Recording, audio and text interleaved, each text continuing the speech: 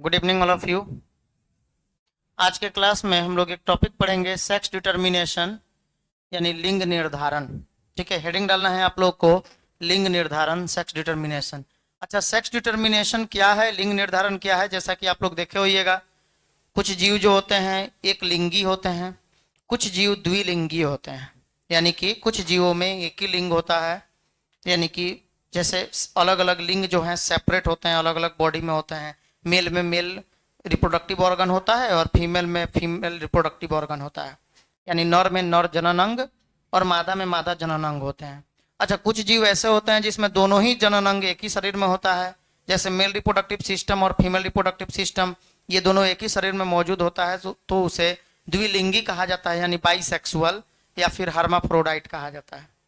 लिंगों का निर्धारण कैसे होता है, कौन कौन से क्रोमोजोम उसमें रिस्पॉन्सिबल होते हैं, ठीक है, किस क्रोमोजोम से कौन सा लिंग का निर्धारण होगा, लिंग के निर्धारण की क्रिया विधि क्या है, यानी सेक्स डिटर्मिनेशन का पैटर्न क्या है, उन सभी के बारे में हम लोग इस टॉपिक में पढ़ेंगे। अब जैसे मान लीजिए लिंग निर्धारण में कुछ जीव एक्स एक्स और एक्स नॉट वाले होते हैं, कुछ जीव एक्स एक्स और एक्स वाई वाले होते हैं, और कुछ जीव जो होते हैं ये एक्स एक्स और ये जेड जेड और जेड डब्ल्यू वाले होते हैं। हम लोग तीन तरह के क्रियाविधि के बारे में पढ़ते हैं। लिंग निर्धारण का क्रियाविधि तीन तरह से होता है।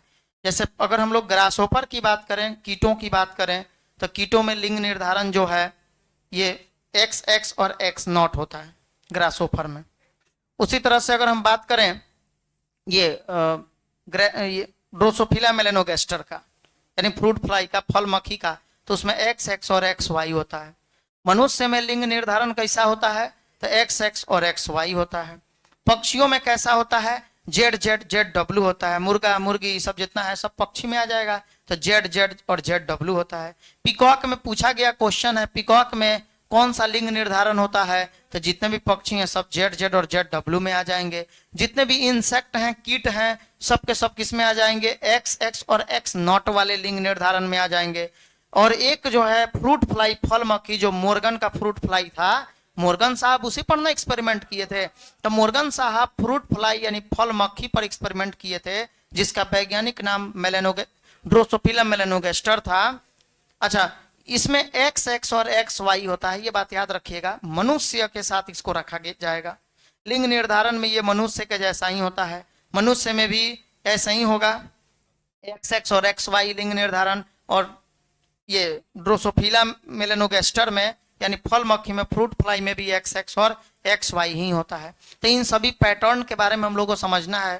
कौन कौन से जीव होते हैं जो हेटेरोगैमेटिक होते हैं, किसमें गैमेट का निर्माण जो होता है वो अलग अलग बनता है, कौन हेटेरोगैमेटिक जीव होता है, कौन होमोगैमेटिक होता है, किसमें मेल होमोगैमेटिक होता है, किसमें फीमेल हेटेरोगैमेटिक, ये सारे अलग अलग पैटर्न को हम लोग को इसमें पढ़ना है लिंग निर्धारण में। तो पहले एक हेडिंग डालेंगे, सेक्स डिटर्मिनेशन यानी लिंग निर्धारण।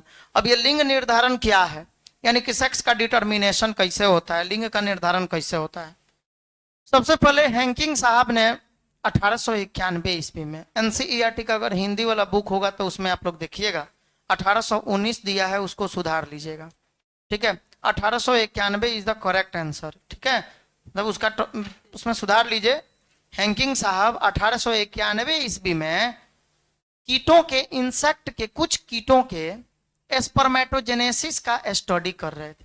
कुछ कीटों में शुक्राणु जनन की स्टडी कर रहे थे, और उस समय में शुक्राणु जनन कैसे होता है कीटों में, यानी शुक्राणु का निर्माण कैसे होता है, तो उन्होंने ये देखा कि इंसेक्ट में, कीटों में शुक्राणु जनन के बाद उनके अंदर कुछ डेंस स्ट्रक्चर दिखाई दिया, यानी कि उसमें उनको कुछ न्यूक्लियर स्ट्रक्चर का, न्यूक्लियर बॉडी दिखाई दिया, न्यूक्लियर स्ट्रक्चर दिखाई दिया, यानी केंद्रीय संरचना दिखाई दिया। इसमें हम क्या बोले हैं, हैंकिंग साहब 1891 ईस्वी में एक्सपेरिमेंट अपना किए हुए थे, किस पर, कुछ कीटों के बारे में स्टडी किए थे। और वो भी कीटों का क्या चीज का स्टडी किए थे, तो कीटों में शुक्राणु जनन यानी स्पर्मेटोजेनेसिस यानी स्पर्म कैसे बनता है, उस पर इन्होंने स्टडी किया था कि एक इंसेक्ट में, कुछ कीटों में स्पर्म कैसे बनेगा, उसका स्टडी किया इन्होंने।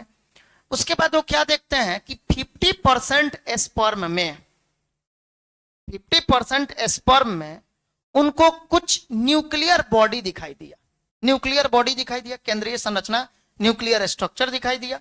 लेकिन 50% स्पर्म में 50% स्पर्म में उनको वो न्यूक्लियर स्ट्रक्चर दिखाई नहीं दिया। स्पर्मेटोजेनेसिस जब करा रहे थे, शुक्राणु जनन की प्रक्रिया का स्टडी कर रहे थे, तो 50% में दिखाई दिया था कि केंद्रीय संरचना पाया जाता है और 50% में केंद्रीय संरचना नहीं था। उस केंद्रीय संरचना को उन्होंने एक्स बॉडी कहा। बाद में वैज्ञानिकों के द्वारा उसे एक्स क्रोमोजोम का नाम दिया गया।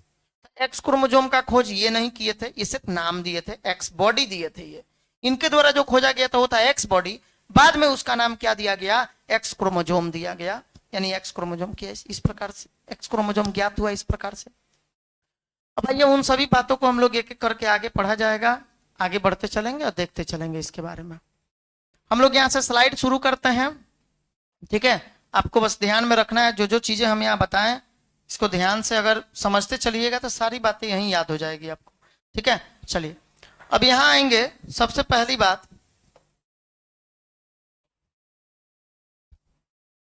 देखिए इसमें हम लोग को एरो दे देकर सबको लिखना होगा पूरे अलग अलग पॉइंट को। हम आपको इंग्लिश और हिंदी दोनों भाषा में बताते चलेंगे और आप ध्यान से सुनिएगा। बोला गया है the chromosomes that are involved in sex determination are called sex chromosome। यानी वैसा गुणसूत्र जो लिंग निर्धारण में भाग लेता है उसे लिंग गुणसूत्र यानी अलोसोम कहा जाता है। लिंग गुणसूत्र किसको कहा जाता है? यानी वैसा गुणसूत्र, वैसा क्रोमोजोम जो लिंग के निर्धारण में भाग लेता है। जैसे अगर हम लोग बात करें तो मनुष्य में क्रोमोजोम कितना होता है जी? अगर हम एक बात करें ह्यूमन में ही, अगर हम बात करें ह्यूमन में ही, अगर मान लीजिए मनुष्य में क्रोमोजोम का संख्या कितना होता है, तो सर क्रोमोजोम का संख्या 46 होता है ना जी। 46 क्रोमोजोम होता है मनुष्य में। यानी मनुष्य में कुल गुणसूत्र की संख्या कितना होता है? 46 होता है। 46 को क्रोमोजोम होता है। अब 46 क्रोमोजोम को आप ऐसे भी लिख सकते हैं 2a प्लस XX, अच्छा है XY, ऐसे लिख सकते हैं ना। 2a प्लस XX, अच्छा है चाहे 2a प्लस XY ऐसे भी लिख सकते हैं। अच्छा 2a प्लस XX अगर लिखिएगा तो ये किसमें होगा? सॉरी, ये 2a प्लस XX लिखिएगा तो किसमें होगा? फीमेल में। 2a प्लस XY लिखिएगा तो किसमें होगा? मेल में। हम बताए हुए थे आपको मेल को सूचित करने के लिए ऊपर में जिसका टिकी उठा हुआ रहेगा तो मेल समझना है, जिसका चोटी बंधा हुआ रहेगा तो फीमेल समझना है। बात समझ में? यहाँ बंधा हुआ है, प्लस साइन है, मतलब बंधा हुआ है तो ये फीमेल है। यहाँ टिकी उठा हुआ है तो ये मेल है, इसे याद रखना है।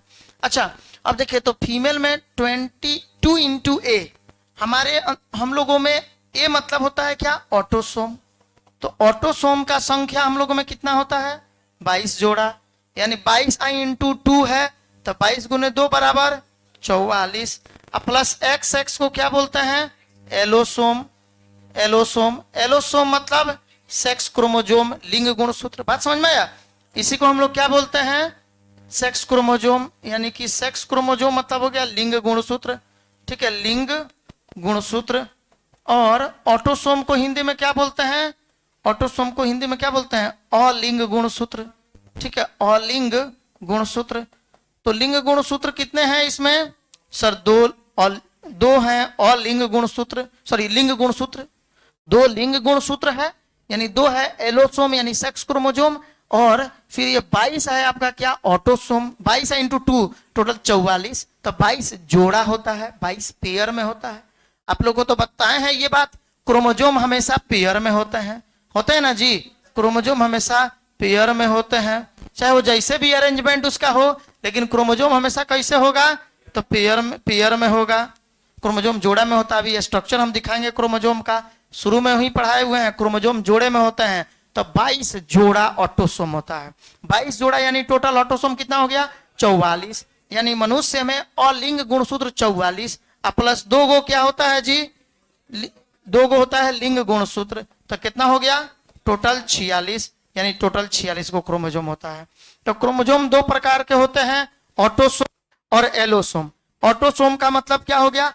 अलिंग गुणसूत्र। और एलोसोम का मतलब क्या हो गया? लिंग गुणसूत्र। बात समझ में आया? एक अलिंग, एक होता है अलिंग गुणसूत्र और दूसरा क्या होता है? लिंग गुणसूत्र। चलिए अब देखिएगा। हाँ, तो इस तरह से ये हो गया आपका, जैसे 44 और 2 46 यानी 46 क्रोमोजोम। तो क्रोमोजोम दो तरह के हो गए, ऑटोसोम और एलोसोम। मनुष्य में अगर बात करें ऑटोसोम का संख्या कितना होता है, तो सर ऑटोसोम होता है 44। 46 कौन कह रहा है जी? दुगो बढ़ गया क्या? 44 बढ़ जाएगा तो प्रॉब्लम हो जाएगा, समझ लीजिए। क्रोमोजोम को बढ़ाना घटाना नहीं है। तो 44 को ऑटोसोम कहना है। 22 इंटू 2, ऑटोसोम का संख्या हम लोगों में 22 को जोड़ा होता है, तो 22 इंटू 2 यानी कि ऑटोसोम 44 और प्लस दूगो सेक्स क्रोमोजोम होता है। तो फीमेल में एक्स और एक्स एक ही तरह का दूगो होता है, और मेल में दो अलग अलग होता है, x or Y sex chromosome. बस समझ में आया? ऑटोसोम मेल में या फीमेल में दोनों में क्या है? बिल्कुल बराबर है। ये बात समझ में आ गया? अरे आया समझ में? चलिए तो अब हम लोग इसके आगे बढ़ सकते हैं। अब आते हैं अपने टॉपिक पे। यहां अब आते हैं टॉपिक पे, क्या बोला गया था? Chromosomes that are involve in sex determination are called sex chromosome. Sex chromosome किसको कहेंगे? तो वैसा गुणसूत्र जो लिंग निर्धारण में भाग लेता हो उसे लिंग गुणसूत्र कहा जाता है। बात समझ में आया? चलिए नेक्स्ट है, they include X and Y chromosome. लिंग गुण में कौन कौन से क्रोमोजोम शामिल होते हैं? Sir x or Y chromosome जो है लिंग गुणसूत्र में शामिल होते हैं। लिंग गुणसूत्र में कौन कौन से क्रोमोजोम शामिल होते हैं? X or Y. अच्छा, ऑटोसोम्स आर, यानी इसके अंतर्गत एक्स और वाई गुणसूत्र शामिल होते हैं। उसके बाद autosomes are chromosome other than sex chromosome, यानी ऑटोसोम यानी अलिंग गुण क्या होता है? तो लिंग गुणसूत्र के अलावे, लिंग गुणसूत्र के अलावे जितने भी गुणसूत्र हैं सब क्या कहलाते हैं? ऑटोसोम यानी अलिंग गुणसूत्र कहलाते हैं। जैसे यहाँ आपको फोटो दिखाई दे रहा होगा, ये 22 जोड़ा 22 पेयर में आपको दिख रहा होगा। 22 पेयर में जितना भी आप क्रोमोजोम को देख रहे हैं ये सब क्या है? ऑटोसोम है। ऑटोसोम यानी कि अलिंग गुणसूत्र है। और देख रहे हैं सब जोड़ा में है कि नहीं? सब पेयर में है। हम बताए थे आप लोगों की क्रोमोजोम हमेशा जोड़े में होते हैं। अच्छा, उसके बाद क्या होगा? लिंग गुणसूत्र होगा, तो ये दुगो होबे करता है, तो ये जोड़ा में कैसे हो जाएगा? ठीक है, बात समझ में आया ना? इसका भी जोड़ा हो जाएगा तो फिर गड़बड़ हो जाएगा, ये ज्यादा ही कुछ हो जाएगा, तो इसमें जोड़ा नहीं होगा। हाँ, तो इसलिए ये एक्स और वाई यानी तो एक्स एक्स ये एक के जोड़ा होबे करता है। लिंग गुणसूत्र कितना होता है? एक जोड़ा, वन पेयर, मतलब दुगो होता ही है। अच्छा, तो इसमें याद रखना है 44 गो ऑटोसोम होते हैं। तो autosome are chromosome other than sex chromosome, यानी कि लिंग गुणसूत्र के अलावे सभी गुणसूत्र अलिंग गुणसूत्र होते हैं। बात समझ में आया? लिंग गुणसूत्र, इसका हिंदी हो जाएगा लिंग गुणसूत्र के, ये लिंग गुणसूत्र है तो लिंग गुणसूत्र के अलावे सभी गुणसूत्र क्या कहलाते हैं? अलिंग गुणसूत्र यानी ऑटोसोम कहलाते हैं। क्लियर है? चलिए उसके बाद number of autosome is same in male and female, यानी नर और मादा में ऑटोसोम की संख्या समान होता है। ये भी बता दिया आप लोग को, बराबर होता है। 44 गो मेल में होगा तो 44 गो फीमेल में भी होगा। तो ऑटोसोम की संख्या मेल और फीमेल में बिल्कुल समान होता है। लेकिन सेक्स क्रोमोजोम जो है ये मेल में एक्स और वाई होता है, तो फीमेल में एक्स और एक्स होता है। बात समझ में आया? चलिए क्लियर है? आइए अब हम लोग नेक्स्ट स्लाइड पे आते हैं। अगला स्लाइड क्या है हमारा? अब देखिए, अब हैंकिंग साहब के स्टडी के बारे में हम लोग बात करेंगे। हैंकिंग साहब 1891 ईस्वी में स्टडी किए थे। किसका? स्पर्मेटोजेनेसिस का, शुक्राणु के जनन का। किसके शुक्राणु के जनन का? तो इंसेक्ट्स के, कुछ इंसेक्ट यानी कि कुछ कीटों के, कुछ कीटों में होने वाले शुक्राणु के जनन का स्टडी किए थे। और वो क्या ऑब्जर्व किए?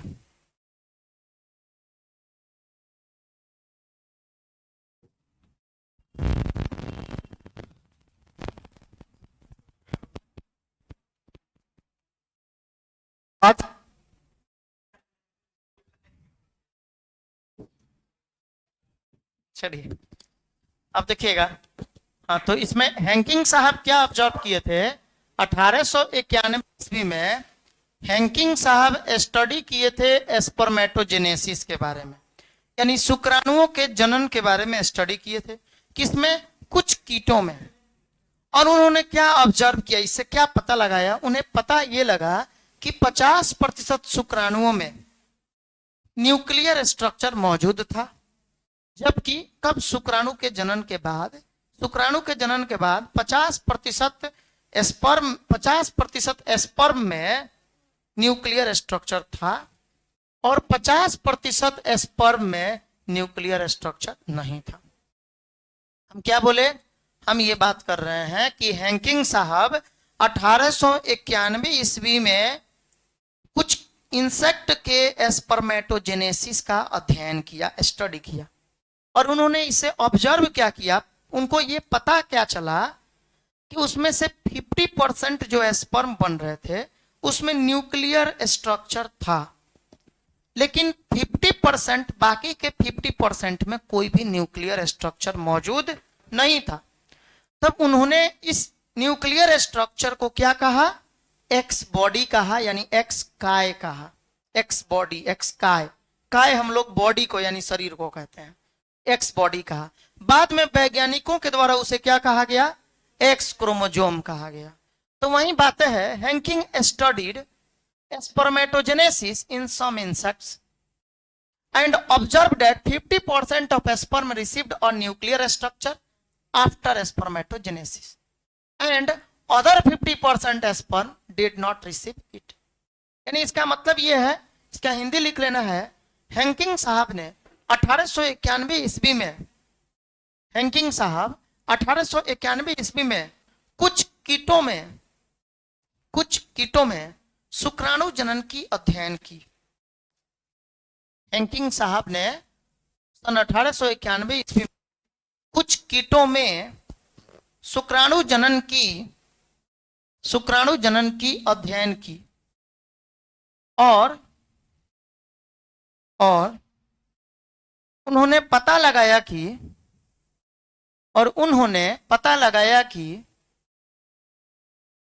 50 उन्होंने पता लगाया कि शुक्राणु जनन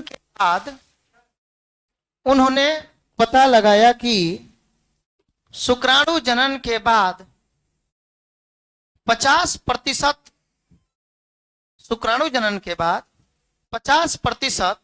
शुक्राणुओं में केंद्रीय संरचना मौजूद था, जबकि 50% शुक्राणुओं में केंद्रीय संरचना अनुपस्थित था। ठीक है, 50% शुक्राणुओं में केंद्रीय संरचना उपस्थित था, जबकि 50% शुक्राणुओं में केंद्रीय संरचना अनुपस्थित था।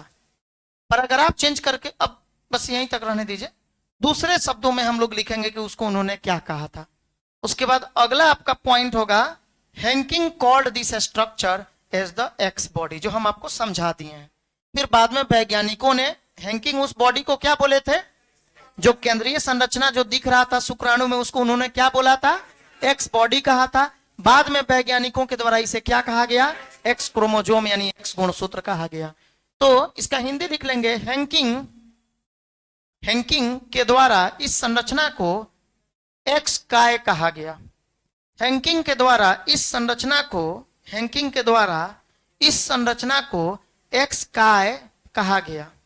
हैंकिंग के द्वारा इस संरचना को एक्स काय कहा गया और अब इसे एक्स गुणसूत्र कहा जाता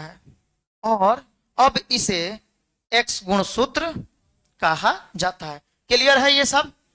चलिए अब आते हैं हम लोग नेक्स्ट स्लाइड में। अब हम लोग को देखना है सेक्स का डिटर्मिनेशन किस किस पैटर्न में होता है, लिंग का निर्धारण कैसे कैसे पैटर्न में होता है। यानी कि हम लोग देखेंगे मैकेनिज्म ऑफ सेक्स डिटर्मिनेशन, यानी कि लिंग निर्धारण का क्रिया विधि। इसका हिंदी क्या हो जाएगा? लिंग निर्धारण का क्रिया विधि। अब लिंग निर्धारण की क्रिया विधि क्या क्या होती है, तो ध्यान से सुनिए। इसमें 3 तरह के पैटर्न है, इसके 3 टाइप है। सेक्स डिटर्मिनेशन 3 तरह से होता है। पहले XX और X नॉट टाइप, यानी XX और X नॉट प्रकार, या XX X नॉट मैकेनिज्म, यानी XX X नॉट क्रिया विधि, XX XY क्रिया विधि, ZZ ZW क्रिया विधि। बात समझ में आया? यानी X X X not mechanism, X X X Y mechanism और Z Z Z W mechanism. अब इसको ध्यान से सुनिए, ये एक्स एक्स और एक्स नॉट जो होता है ये ग्रास होपर, ग्रास होपर में, ग्रास होपर या आप मैनी इंसेक्ट्स बोल सकते हैं, many insects like grasshopper. अच्छा, ग्रास होपर को हिंदी में क्या बोलते हैं? टिड्डा। टिड्डा का तो नाम सुने होइएगा आप लोग। तो ग्रास होपर जो होता है, ग्रास होपर, ग्रास होपर में एक्स एक्स और एक्स नॉट टाइप का लिंग निर्धारण होता है। अच्छा, इसमें ये फीमेल है, फीमेल में एक्स एक्स होता है और मेल में एक्स नॉट होता है। मेल में क्या होता है जी? मेल में एक्स नॉट होता है जी, नॉट पढ़ेंगे, एक्स जीरो मत पढ़िए, एक्स नॉट बोलेंगे, यानी कि ये यहां पे एक एक्स क्रोमोजोम की अनुपस्थिति है, ठीक है। तो एक्स एक्स और एक्स नॉट बोला जाएगा, ठीक है, एक्स जीरो नहीं पढ़ेंगे। अच्छा, अब देखिए, ये एक है एक्स एक्स और एक्स वाई मैकेनिज्म, यानी एक्स एक्स और एक्स वाई क्रिया विधि। अच्छा, ये किस में होता है? तो ये तो आप जानते ही हैं, एक तो ह्यूमन, इसके बारे में एग्जाम्पल आप पढ़ा है आपने। मनुष्य में एक्स एक्स और एक्स वाई ही होता है ना जी। मनुष्य में क्या क्या होता है? एक्स एक्स और एक्स वाई होता है। अच्छा, उसके बाद तो मनुष्य याद रखेंगे, मनुष्य में, और उसके बाद किस में? जो यहाँ आप फिगर देख रहे हैं, किसका फिगर है? ये है सर फ्रूट फ्लाई में, यानी कि फल मक्खी में। फल मक्खी में कौन सा होता है? तो एक्स एक्स और एक्स वाई टाइप का लिंग निर्धारण इसमें भी होता है। तो मनुष्य और फल मक्खी, इन दोनों में एक्स एक्स और एक्स वाई टाइप का लिंग निर्धारण होगा। और फिर जेड जेड और जेड डब्ल्यू, मुर्गा मुर्गी जितना है इस सब में होगा। बस समझ में? हाँ, बतख मोर पिकॉक ये सब आ जाएगा इसमें। सीधे एग्जाम्पल इसका क्या हो जाएगा? बर्ड्स, इसमें जितने भी पक्षी हैं ये जेड जेड और जेड डब्ल्यू टाइप का लिंग निर्धारण हो जाएगा। सर यहाँ पे ये एक्स एक्स मेल में होता है कि फीमेल में? ये भी फीमेल में होता है। और एक्स वाई किस में होता है? मेल में होता है। लेकिन यहाँ आके ये बदलाव हो जाता है, ये थोड़ा अलग होगा, यहाँ बदलाव होगा, याद रखना है। जेड जेड जो है ना, ये होता है मेल में, और जेड डब्ल्यू जो है ना, ये होता है फीमेल में। ये थोड़ा यहाँ उल्टा हो जाएगा। बात समझ में आया? तो लिंग निर्धारण हम आपको बताए, लिंग निर्धारण कितने तरह के होते हैं। तो लिंग निर्धारण की क्रिया विधि 3 है। कौन कौन? लिंग निर्धारण की क्रिया विधि सर 3 है। कौन कौन? X X X not, X X X Y, Z Z Z W, ठीक है। अच्छा, एक्स एक्स एक्स नॉट किसमें किसमें होता है? ग्रास होपर में, यानी टिड्डा में, और मैनी इंसेक्ट्स, यानी कि कई कीटों में। बात समझ में? कई कीटों, जैसा कि ग्रास होपर भी एक टिड्डा ही है। टिड्डा को बोलते हैं, टिड्डा क्या है? कीट है, ऐसा थोड़ी कि कोई बैल का नाम है, ये एक तरह का, ये भी क्या, ये क्या इंसेक्ट है, कीट है। तो याद रखेंगे, मैनी इंसेक्ट्स यानी कई कीटों में जो लिंग निर्धारण होते हैं वे एक्स एक्स और एक्स नॉट टाइप के होते हैं। अच्छा, एक्स एक्स और एक्स वाई टाइप के जो लिंग निर्धारण होते हैं ये मनुष्य में तथा फ्रूट फ्लाई फल मक्खी में होते हैं। और जेड जेड तथा जेड डब्ल्यू टाइप के जो लिंग निर्धारण होते हैं ये पक्षियों में, यानी कि बर्ड्स में होते हैं। क्लियर है? किसी को कोई डाउट इसमें? याद हो जाना चाहिए अभी, ठीक है। चलिए अब आते हैं हम लोग नेक्स्ट स्लाइड पे। चलिए अब यहाँ फिर हम लोग समझते हैं पहला नंबर मैकेनिज्म को, एक्स एक्स और एक्स नॉट टाइप के सेक्स डिटर्मिनेशन को, लिंग निर्धारण को।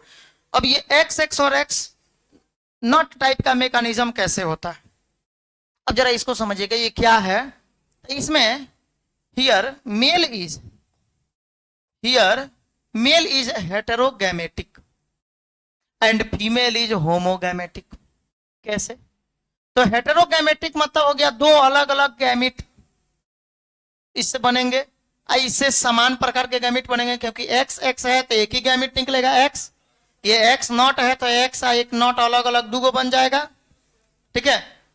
अच्छा, तो इसमें क्या हो जाएगा जी? इसमें मेल हेटेरोगैमेटिक हो जाएगा और फीमेल होमोगैमेटिक होगी, यानी नर विषम युग्मकी होता है, ठीक है। बात समझ में? विषम युग्मकी, और मादा जो है ये समयुग्मकी होती है।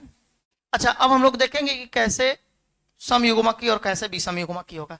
केवल हम लोग को यही रट के नहीं रह जाना है, अब इसको हम लोग समझा जाएगा कैसे ये इसको अभी हम लोग मनुष्य के बारे में अलग पढ़ेंगे। अब पहला नंबर यहाँ आपको नोट करना है, एक्स एक्स और X not type of sex determination, यानी एक्स एक्स और एक्स नॉट प्रकार का लिंग निर्धारण। इसका मतलब हुआ x X X not type, मतलब कि एक्स एक्स और एक्स नॉट प्रकार का लिंग निर्धारण। तो एक्स एक्स और एक्स नॉट टाइप का जो लिंग निर्धारण है, पहले इसको समझिएगा ध्यान से। एक्स एक्स और एक्स नॉट टाइप का जो लिंग निर्धारण है इसमें किस प्रकार होगा, तो देखिए यहाँ जो मेल होता है यानी जो नर होगा उसमें लिंग का निर्धारण, इसमें पहले इसका हम लोग देखेंगे कि किस प्रकार से पैटर्न क्या होता है। तो 2a प्लस क्या हो जाएगा, X X sorry X not, male में एक्स नॉट ना होता है। अच्छा, जो फीमेल होगी यानी मादा, उसमें क्या हो जाएगा 2a, ए मतलब ऑटोसोम हो गया, ठीक है। अच्छा 2a प्लस एक्स एक्स। अच्छा अब देखिए यहाँ 2a प्लस एक्स नॉट जो है, इससे अब हम लोग गैमिट बना के देखेंगे, यानी कि युग्मक बनाकर देखेंगे। क्या बनाएंगे, गैमिट्स बनाएंगे, यानी कि इससे युग्मक का निर्माण करेंगे। अब कितने तरह के गैमिट बन रहे हैं, अब हम लोग उस गैमिट को एक बार देखा जाएगा। कौन कौन से गैमिट बन रहे हैं, तो पहले हम लोग गैमिट को समझेंगे। चलिए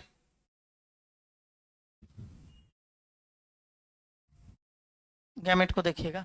गैमिट यहां बनेगा ए प्लस, यहाँ 2a फिर मत बोल दीजिएगा, 2a बोल दीजिएगा तब तो गैमिट नहीं रहेगा, फिर गड़बड़ हो जाएगा पूरा।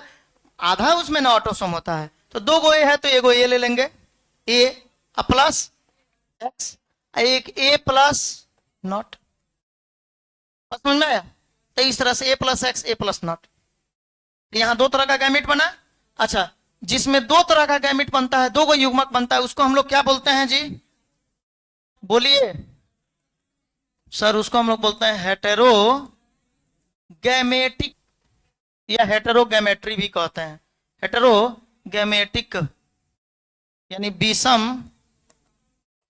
विषम युग्मकी, विषम युग्मकी, ठीक है, हेटेरोगैमेटिक कहेंगे उसको। चलिए ठीक है, ओके। अच्छा फीमेल में अब देखिए, फीमेल में क्या होता है 2a प्लस एक्स एक्स। यहां भी गैमिट बनाकर देखिए कौन कौन से गैमिट बनेगा। तो सर इसमें हो जाएगा a प्लस एक्स और a प्लस एक्स। यहां आप 2 गो बना दिए, लेकिन दोनों तो है एक ही टाइप का, यानी एक ही बन रहा है इससे गैमिट। तो इसको क्या बोलेंगे, होमोगैमेटिक। होमोगैमेटिक मतलब क्या हो गया, समयुग्मकी। समयुग्मकी यानी कि ये देख लीजिए समयुग्मकी क्या है और विषम युग्मकी क्या है। बस समझ में आया, चलिए क्लियर दिख रहा है ना सबको, ओके चलिए ठीक है। अच्छा तो ये यानी एक्स एक्स और एक्स नॉट में अब आपको कैसे लिखना है, भाषा आप कैसे लिखिएगा। भाषा लिखेंगे, जैसे एग्जाम में अगर पूछ दिया तो आपको कैसे लिखना होगा कि सर एक्स एक्स और एक्स नॉट प्रकार के लिंग निर्धारण में मेल विषम युग्मकी होता है और फीमेल समयुग्मकी यानी होमोगैमेटिक होती है। बात क्लियर है। और तब उसके बाद ये दोनों बात को नीचे लिख देना है, तब जाके आपको मार्क्स मिलेगा, तब जाकर अच्छा से मार्क्स मिलेगा। बात समझ में आया। चलिए तो ये हो गया आपका एक्स एक्स और एक्स नॉट टाइप का लिंग निर्धारण। अब इसका एग्जाम्पल हम लोग देखेंगे। एग्जाम्पल में क्या क्या लिख लीजिएगा।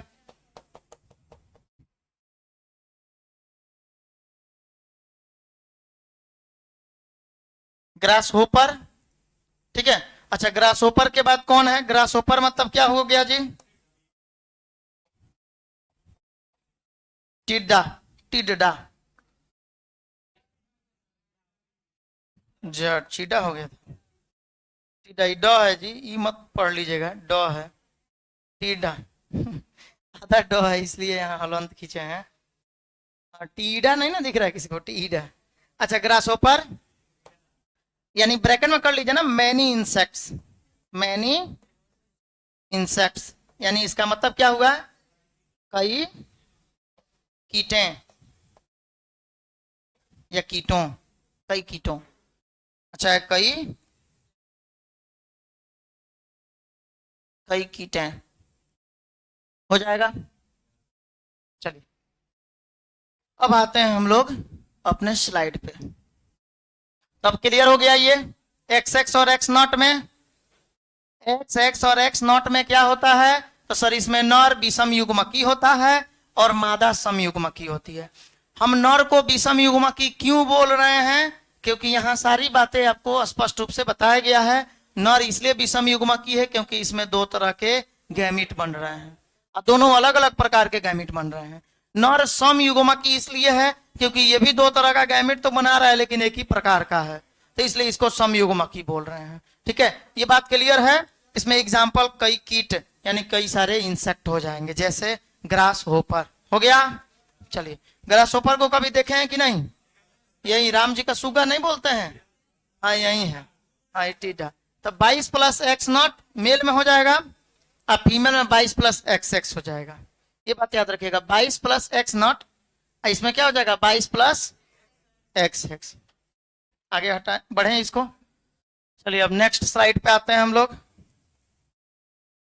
अगला स्लाइड जो है ये ह्यूमन में एक्स एक्स और एक्स वाई टाइप का लिंग निर्धारण, एक्स एक्स और एक्स वाई टाइप का मैकेनिज्म जो है किसमें होता है, तो ये ह्यूमन में होता है और किसमें होता है, ड्रोसोफिला में होता है। अच्छा, तो इसमें भी क्लियर है कि मेल इज, दूसरा नंबर पॉइंट ये आपको लिखना है, मेल इज हेटेरोगैमेटिक। पहले ही आपको समझा दिए हैं कि इसमें नर क्या होता है, विषम युग्मकी होता है, मेल इज हेटेरोगैमेटिक।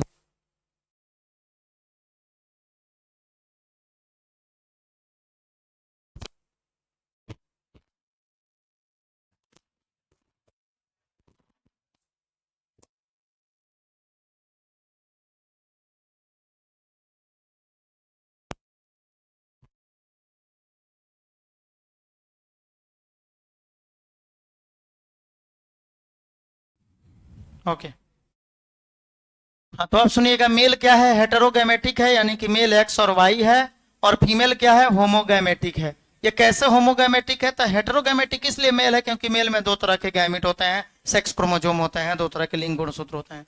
कौन कौन, एक्स और वाई। लेकिन फीमेल में एक ही तरह का सेक्स क्रोमोजोम होता है, एक ही तरह का लिंग गुणसूत्र होता है, केवल एक्स। इसलिए फीमेल, मेल क्या होगा, हेटेरोगैमेटिक यानी विषम युग्मकी, और फीमेल होमोगैमेटिक समयुग्मकी, क्योंकि ये एक ही तरह का गैमेट बनाएगी। अच्छा, अब इसको भी एक बार हम लोग एक्सप्लेनेशन कर लेते हैं इसका। अब दूसरे नंबर में आ जाइए। सेकंड नंबर,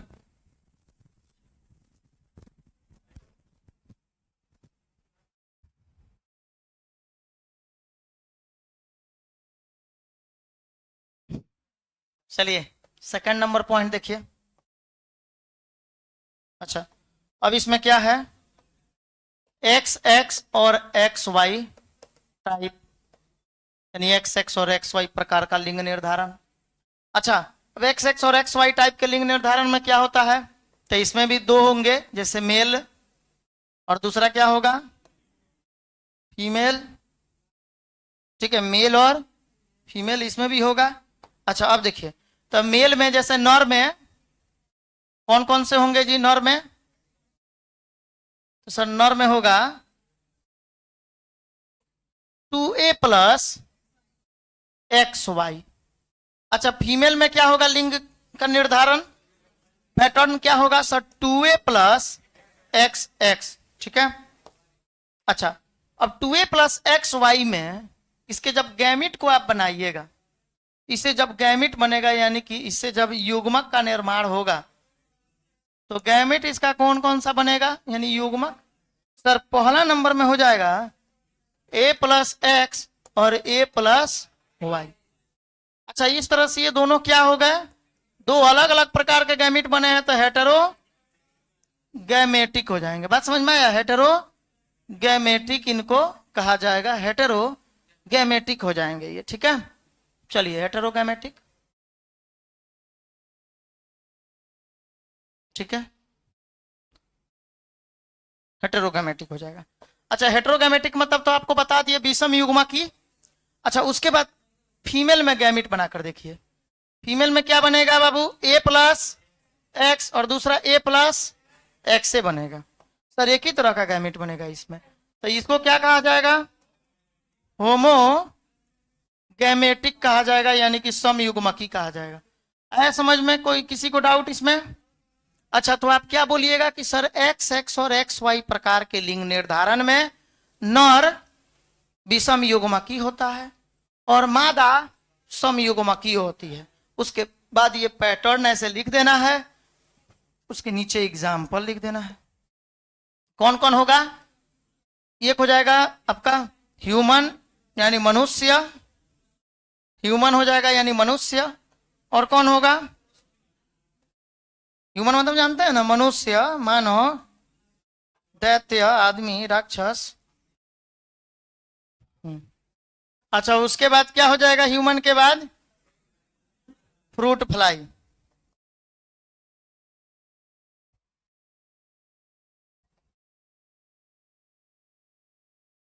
अभी के समय में तो मनुष्य से बड़ा कोई राक्षस है?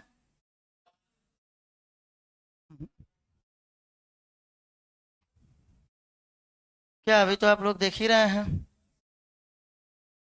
अच्छा, तो ये हो गया एक्स एक्स और एक्स वाई टाइप का लिंग निर्धारण, यानी कि एक्स एक्स और एक्स वाई प्रकार का लिंग निर्धारण, सेक्स डिटर्मिनेशन हो गया।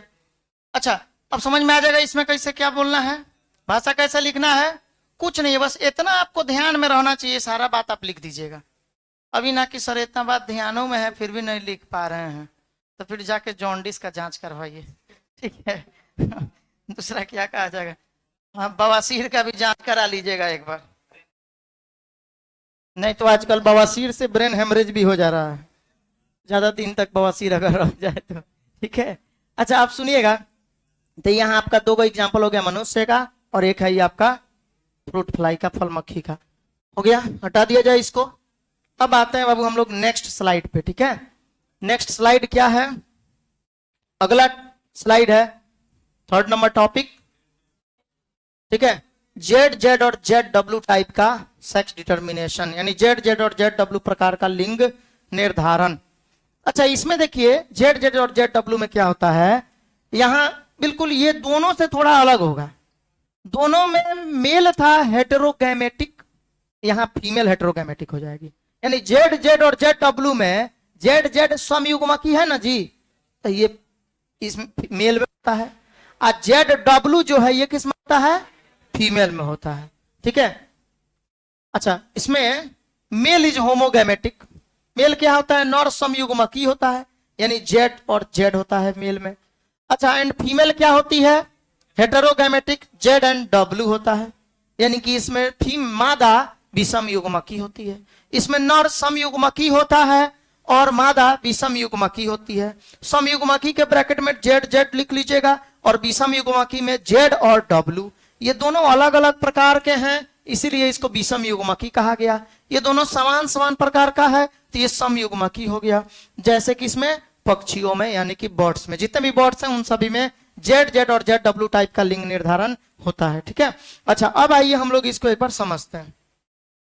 अब इसका एक्सप्लेनेशन करते हैं, इसका तीसरे नंबर का, ठीक है। चलिए, तो थर्ड नंबर में क्या हो जाएगा, जेड जेड और जेड डब्ल्यू टाइप ऑफ लिंग निर्धारण, यानी जेड जेड और Z W type of sex determination, यानी जेड जेड और जेड डब्ल्यू टाइप का लिंग निर्धारण। अच्छा, इसमें देखिए, इसमें हम लोग इसमें भी मेल और फीमेल दोनों को देखेंगे, मेल को भी और दूसरा नंबर में फीमेल को भी।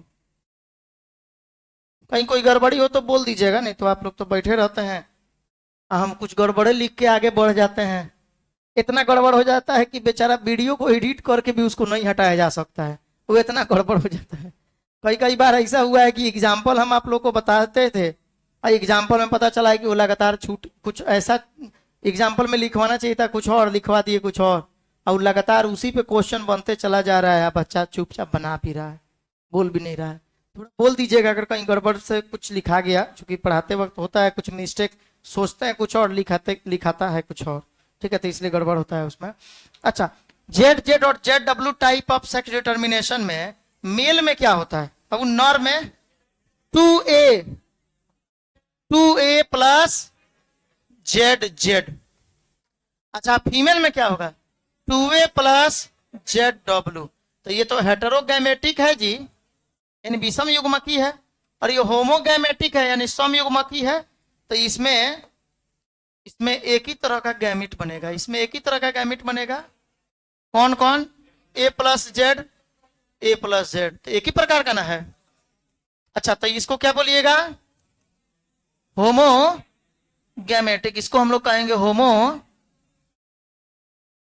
होमोगैमेटिक। ठीक है, होमोगैमेटिक हो गया। ठीक है, अच्छा यानी समयुग्मकी। फीमेल में देखिए, फीमेल में क्या होगा a प्लस जेड और a प्लस डब्ल्यू। अच्छा दो अलग अलग गैमिट बना है, एगो a प्लस जेड एगो और एक तो बना है a प्लस डब्ल्यू। तो इसको हम लोग क्या कहेंगे हेटेरोगैमेटिक। बहुत बढ़िया, हेटेरोगैमेटिक। किसी आके बोल रहे हैं खाजी हेटेरोगैमेटिक। अच्छा यानी कि विषम युग्मकी उसको कहा जाएगा, और एक क्या होगा समयुग्मकी हो जाएगा। आया समझ में, एक हो जाएगा इसमें समयुग्मकी और दूसरा क्या हो जाएगा विषम युग्मकी। अच्छा अब एक चीज देखिए, ये बाकी सबसे उल्टा है। इसमें एग्जाम्पल क्या हो जाएगा, इसमें एग्जाम्पल वर्ड्स हो जाएगा। एक बात आपको बता दे, नहीं तो कहीं हम भूल जाएंगे बताना। जरूरी यहाँ क्या है, एक चीज पे ध्यान दीजिएगा कि जितने भी हेटेरोजाइगस, जितने भी हेटेरोगैमेटिक हैं यानी विषम युग्मक हैं, लिंग का निर्धारण उन्हीं के द्वारा होता है। लिंग का निर्धारण उन्हीं के द्वारा होगा, मतलब they are responsible for sex determination, यानी लिंग निर्धारण के लिए वही उत्तरदायी है। मतलब कौन सा मेल चाइल्ड होगा या फिर फीमेल चाइल्ड होगा। जैसे ह्यूमन में आप पढ़े हैं, मनुष्य में नर का बनना या फिर मादा का बनना ये किस पर निर्भर करता है, दोनों पर, या मेल पर या फिर फीमेल पर, या इनमें से किसी पर भी नहीं। किसी पर भी नहीं कैसे होगा भाई, किसी एक पर तो निर्भर करता होगा, तो मेल पर निर्भर करता है। अच्छा मनुष्य में मेल पर क्यों निर्भर करता है, क्योंकि इसके पास दोनों तरह के लिंग गुणसूत्र होते हैं, एक्स भी होते हैं और वाई भी होते हैं। ये जो चाहेगा उसको उत्पन्न कर सकता है, चाहकर उत्पन्न नहीं करेगा, लेकिन इसके पास दोनों तरह के संतान को उत्पन्न होने का संभावना है। क्योंकि इस बार 50% एक्स है 50% वाई है, तो इसको भी नहीं पता है कि 50% एक्स ओवम के साथ मिल रहा है या फिर 50% वाई वाला ओवम के साथ मीटिंग कर रहा है। ठीक है, जग जाइए भाई, यहाँ एक्स और वाई मिल रहा है और आप सोए रह जा रहे हैं। जगिए तो टाइट बैठिए तो नींद नहीं आएगा। रात भर क्या करते हैं जी कि नींद आ रहा है, टाइट बैठिए बाबू, टाइट बैठ।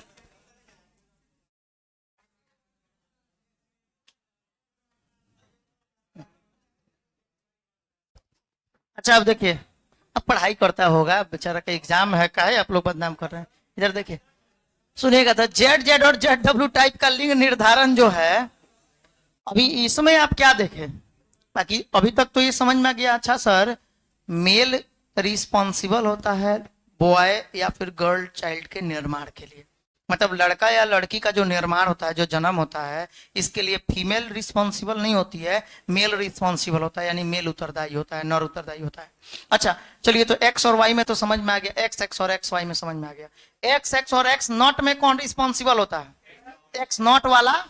तो एक्स नॉट मेल का होता है कि फीमेल का, मेल का, यानी कि मेल जो इंसेक्ट होते हैं ना, जैसे ग्रासहोपर अगर मेल वाला है तो वही रिस्पॉन्सिबल होगा लड़का या फिर लड़की के निर्माण के लिए, मतलब मेल चाइल्ड या फिर फीमेल चाइल्ड के निर्माण के लिए।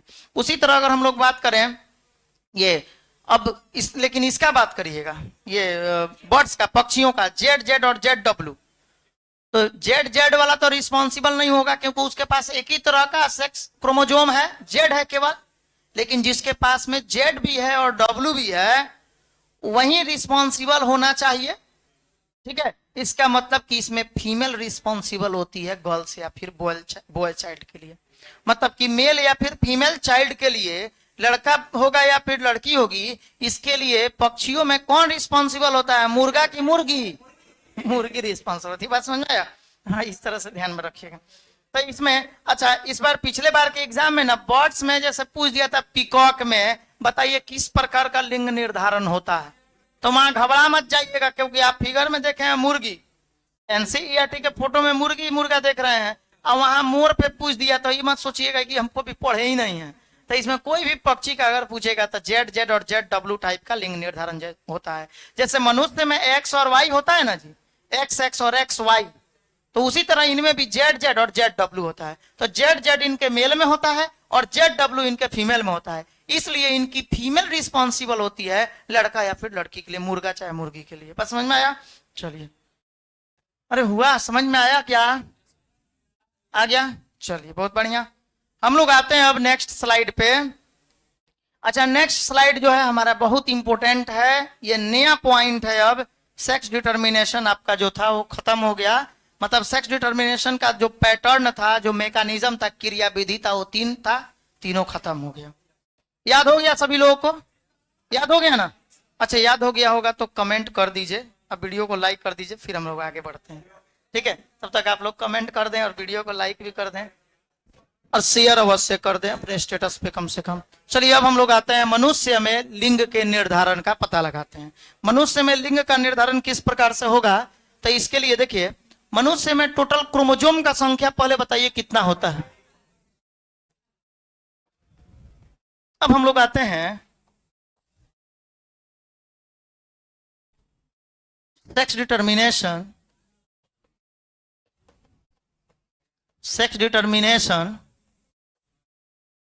In human, sex determination in human. अब हम लोग यहाँ स्पेशली मनुष्य के बारे में पढ़ेंगे, ह्यूमन के बारे में। कौन कौन सेक्स डिटर्मिनेशन इनमें होता है? बोलिए सर। एक्स एक्स और एक्स वाई, एक्स एक्स और एक्स वाई टाइप का लिंग निर्धारण होता है। यानी इसका मतलब हुआ मनुष्य में लिंग निर्धारण, मनुष्य में लिंग निर्धारण। अच्छा, अब देखिए मनुष्य में लिंग निर्धारण कैसे होता है, अब उसका मैकेनिज्म, क्रिया विधि हम लोग को पढ़ना है। एक चीज देखिएगा, जैसे मनुष्य में पहले ये बताइए टोटल नंबर ऑफ क्रोमोजोम कितना होता है? Total number of chromosome in human, यानी मनुष्य में कुल गुणसूत्र की संख्या 46 होता है। ठीक है, मनुष्य में कुल गुणसूत्र की संख्या 46 हो जाएगा। मनुष्य में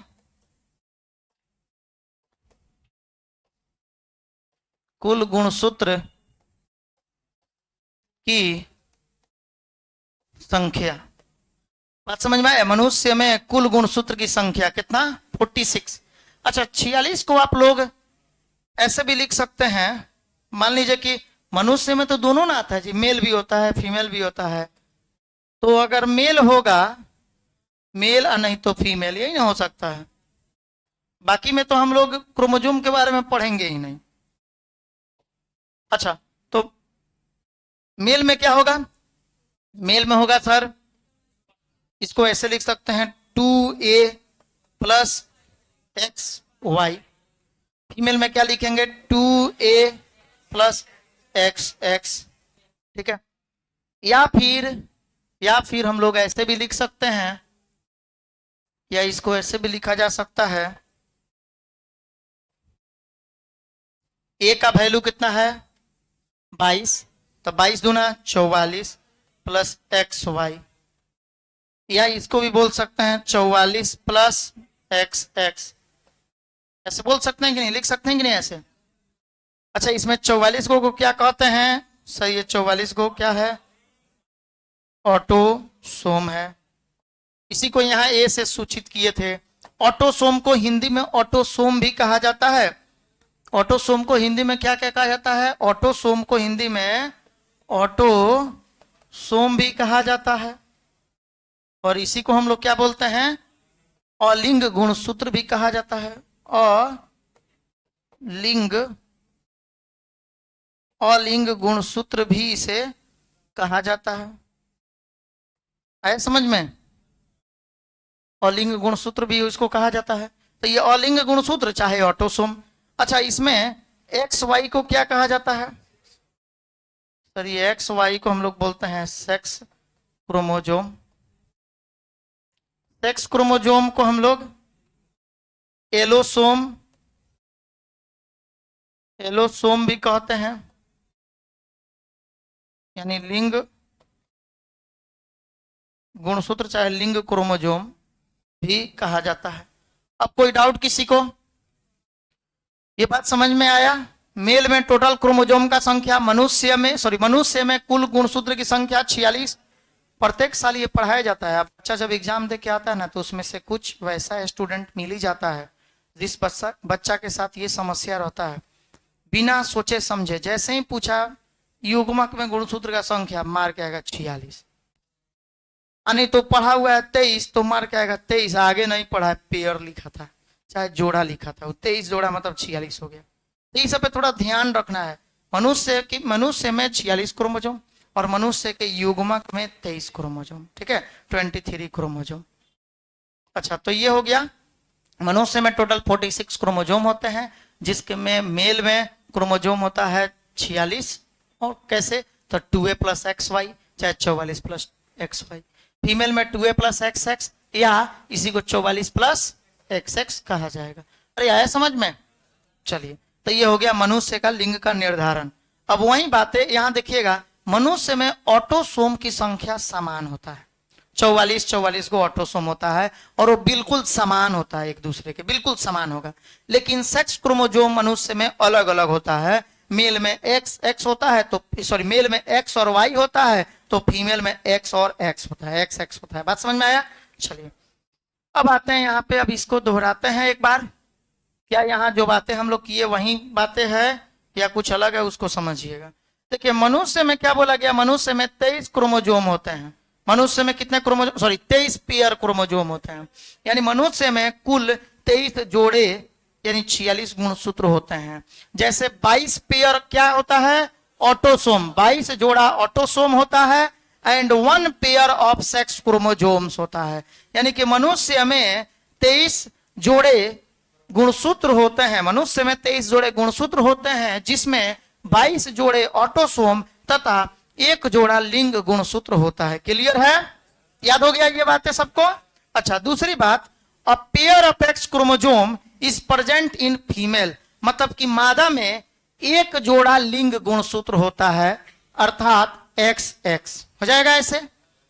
x and Y chromosomes are present in male, और नर में एक्स और वाई अलग अलग प्रकार के लिंग गुणसूत्र होते हैं। बस समझ में आया? यानी फीमेल में 1 जोड़ा लिंग गुणसूत्र होते हैं, कौन? X x. लेकिन मेल में एक्स और वाई 2 अलग अलग लिंग गुणसूत्र होते हैं। मेल में, नर में हो जाएगा। नर में 2 अलग अलग प्रकार के लिंग गुणसूत्र एक्स और वाई होते हैं। क्लियर है? ये सारी बातें हम यहाँ लिखवा दिए हैं। तो आपको जो भी चीजें इधर लिखवाया गया है, पहले इसको यहाँ से लिख लेना है। पहले ये सारे बातों को लिख लेना है, और तब लिखने के बाद ही इधर का लैंग्वेज, भाषा जो लिखवाया गया है उसको लिखना है, ठीक है? तब उसके बाद ही ये भाषा लिखना है। इसका हिंदी जैसे जैसे हम आपको बोले हैं, वीडियो को रोककर हिंदी भी साथ ही साथ लिख लेना है। क्लियर है सबका? ये कोई डाउट तो नहीं है ना इसमें? ये सब एकदम बहुआ वाला टॉपिक, एकदम बहुआ, तो इसमें घबराना नहीं है आप लोगों को।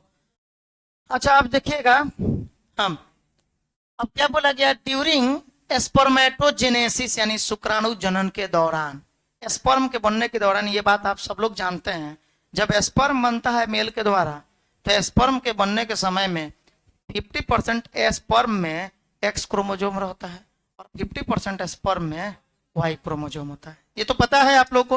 50% एक्स क्रोमोजोम और 50% वाई क्रोमोजोम होता है। लेकिन जिस ओवम का निर्माण मादा के द्वारा यानी कि फीमेल के द्वारा होता है, उसमें 100% केवल और केवल क्या रहता है? खाली एक्स क्रोमोजोम रहता है, उसमें वाई तो नहीं ना होगा जी। अच्छा, तो वही बात बोला गया है कि ड्यूरिंग स्पर्मेटोजेनेसिस, स्पर्मेटोजेनेसिस मतलब शुक्राणु जनन, यानी शुक्राणु के निर्माण के दौरान, शुक्राणु के निर्माण के दौरान नर 2 प्रकार के युग्मकों को उत्पन्न करते हैं। 50% एक्स को और एक्स क्रोमोजोम को, और 50% वाई क्रोमोजोम को, मतलब प्रोड्यूस 2 टाइप्स ऑफ गैमीट। ये इसका हिंदी हो जाएगा शुक्राणु जनन के दौरान नर दो प्रकार के युग्मकों को उत्पन्न करते हैं, जैसे कि 50% एक्स गुणसूत्र और 50% वाई गुणसूत्र वाले शुक्राणु। बात समझ में आया? यानी बोला गया है शुक्राणु जनन के दौरान नर दो प्रकार के युग्मकों को उत्पन्न करते हैं। दो प्रकार के युग्मक, कौन दो प्रकार के युग्मक? तो पहला नंबर में लिख लेंगे 50% एक्स गुणसूत्र वाले युग्मक, यानी 50% एक्स क्रोमोजोम वाला स्पर्म और 50% वाई गुणसूत्र वाला स्पर्म यानी शुक्राणु। बात समझ में आया?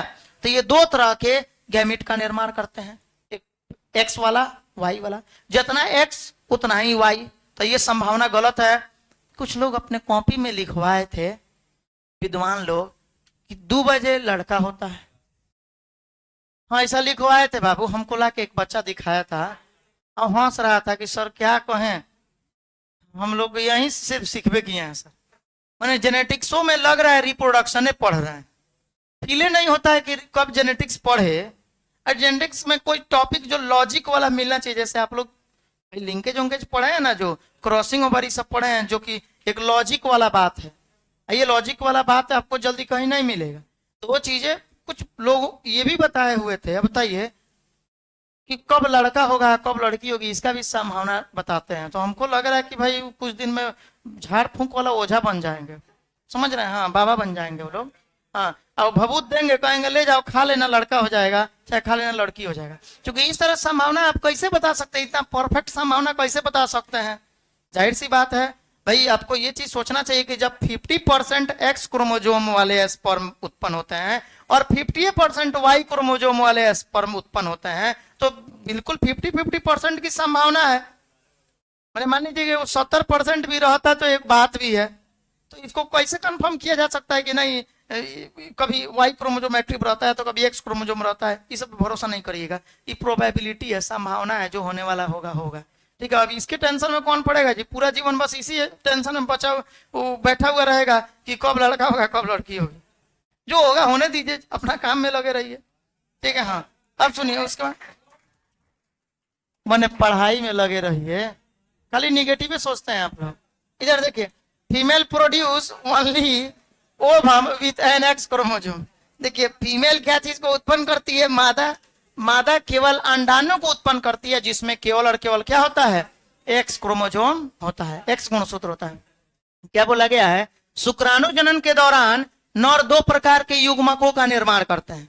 पहला नंबर में 50% एक्स गुणसूत्र वाले शुक्राणु, दूसरे नंबर में 50% वाई गुणसूत्र वाले शुक्राणु।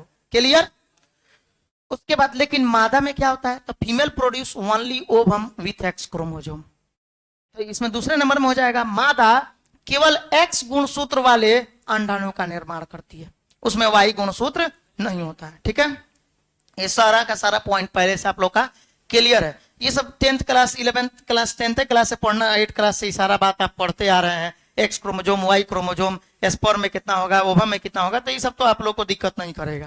ये सब टॉपिक आपका आसान है। 5 नंबर में फिक्स मानिएगा, सेक्स डिटर्मिनेशन इन ह्यूमन पूछ दे, चाहे पैटर्न पूरा पूछ दे, मैकेनिज्म लिखने के लिए लिंग गुणसूत्र के बारे में पूरा बताना हो, सॉरी इसके बारे में, आपका पैटर्न के बारे में, सेक्स डिटर्मिनेशन के पैटर्न के बारे में, तो सभी जीवों का, तो उसमें आप बता दीजिएगा वैसे। ठीक है, चलिए अब आते हैं हम लोग नेक्स्ट पॉइंट पे। अगला पॉइंट है यहां, यानी देखिए नेक्स्ट पॉइंट, अभी टॉपिक वही चल रहा है, बदला नहीं है, टॉपिक वही है, सेक्स डिटर्मिनेशन इन ह्यूमन, यानी मनुष्य में लिंग का निर्धारण। अच्छा, there is an equal probability of fertilization of ovum with the sperm carrying either X or Y chromosome. यही बात अभी हम आप लोग को समझाए थे, बताए थे ना जी। अभी कुछ ही देर पहले हम आप लोग को ये बात समझाए थे कि there is an equal probability of fertilization of ovum with sperm carrying 50% X and 50% Y chromosome. और ये बात आपको पता है, मान लीजिए स्पर्म और ओवम जब आपस में फ्यूजन करेंगे तो स्पर्म में कितना क्रोमोजोम है? मतलब स्पर्म में 23 गो क्रोमोजोम है एक्स वाला, इस 23 को क्रोमोजोम मैंने 50% उसमें जितना स्पर्म बना है ना, उसके 50% स्पर्म जो है उसमें एक्स क्रोमोजोम है, और 50% में कौन सा क्रोमोजोम है? वाई क्रोमोजोम है।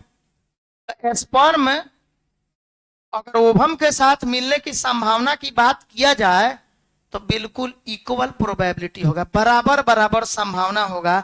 जितना संभावना किसी अंडाणु को एक्स क्रोमोजोम वाले शुक्राणु के साथ मिलने का होगा, यानी एक्स क्रोमोजोम वाले स्पर्म के साथ किसी ओवम को जितना संभावना होगा मिलने का, उतना ही संभावना वाई क्रोमोजोम वाले शुक्राणु से स्पर्म से मिलने का होगा। ये बात समझ में आया? नहीं समझे बात को? मान लीजिए कोई फीमेल गैमिट है, मादा युग्मक है, तो मादा युग्मक देखिएगा,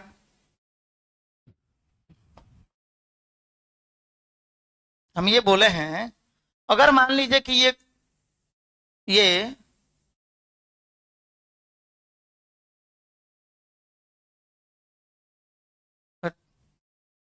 नहीं पर रहने दीजिए। अच्छा मान लीजिए कि ये एक्स क्रोमोजोम वाला और ये वाई क्रोमोजोम वाला स्पर्म है, ये स्पर्म ही है ना, ये है शुक्राणु, यानी कि ये स्पर्म है, और स्पर्म में क्या है जी 50%, 50% यहाँ पे एक्स है और 50% यहाँ पे वाई वाला है, एक्स क्रोमोजोम और वाई क्रोमोजोम वाला स्पर्म है। अच्छा इसका अगर फ्यूजन कराना है किसके साथ? ओवम के साथ, यानी कि अंडाणु के साथ, तो बिल्कुल समान समान ये प्रोबेबिलिटी होगा इनका मिलने का। माने ये अंडाणु इस एक्स के साथ कितना प्रतिशत मिलने का संभावना है, और इस अंडाणु का ओवम, इस अंडाणु का इस ओवम का एक्स के साथ और वाई के साथ मिलने का संभावना कितना होगा? तो आप क्या बोलिएगा? बिल्कुल इक्वल प्रोबेबिलिटी होगा इसके फ्यूजन का, इक्वल प्रोबेबिलिटी ऑफ फ्यूजन, यानी कि इनके संलयन का संभावना कितना होगा जी? बिल्कुल समान होगा। जितना प्रतिशत संभावना एन को ये एक्स के इस गैमिट को, यानी कि इस ओवम को, अंडाणु को जितना संभावना वाई से मिलने का होगा, उतना ही संभावना किससे मिलने का होगा? एक्स के मिलने से होगा। अच्छा यहां तो केवल एक्स है। अब ये बात आपको पता है कि अंडाणु अगर एक्स के साथ मिलेगा तो एक्स और एक्स मिलेगा, एक्स और एक्स मिलकर क्या चीज का निर्माण होगा? गर्ल चाइल्ड का निर्माण होगा, गर्ल चाइल्ड का। अच्छा अगर ये एक्स और वाई आपस में मिल जाए तो बॉय चाइल्ड का निर्माण होगा, और दोनों के जन्म का संभावना 50-50% होगा, बिल्कुल इक्वल। तो ये बात बिल्कुल भी नहीं बोला जा सकता है कि कब लड़का के होने का संभावना ज्यादा होता है और कब लड़कियों के होने का संभावना ज्यादा होता है।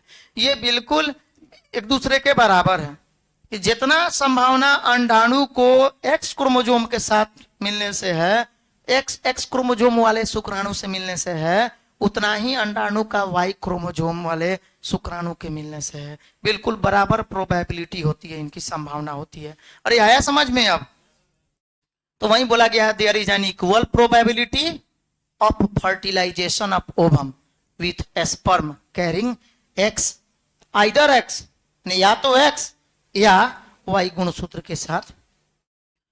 इसका हिंदी लिख लेंगे। देखिए अंडाणु का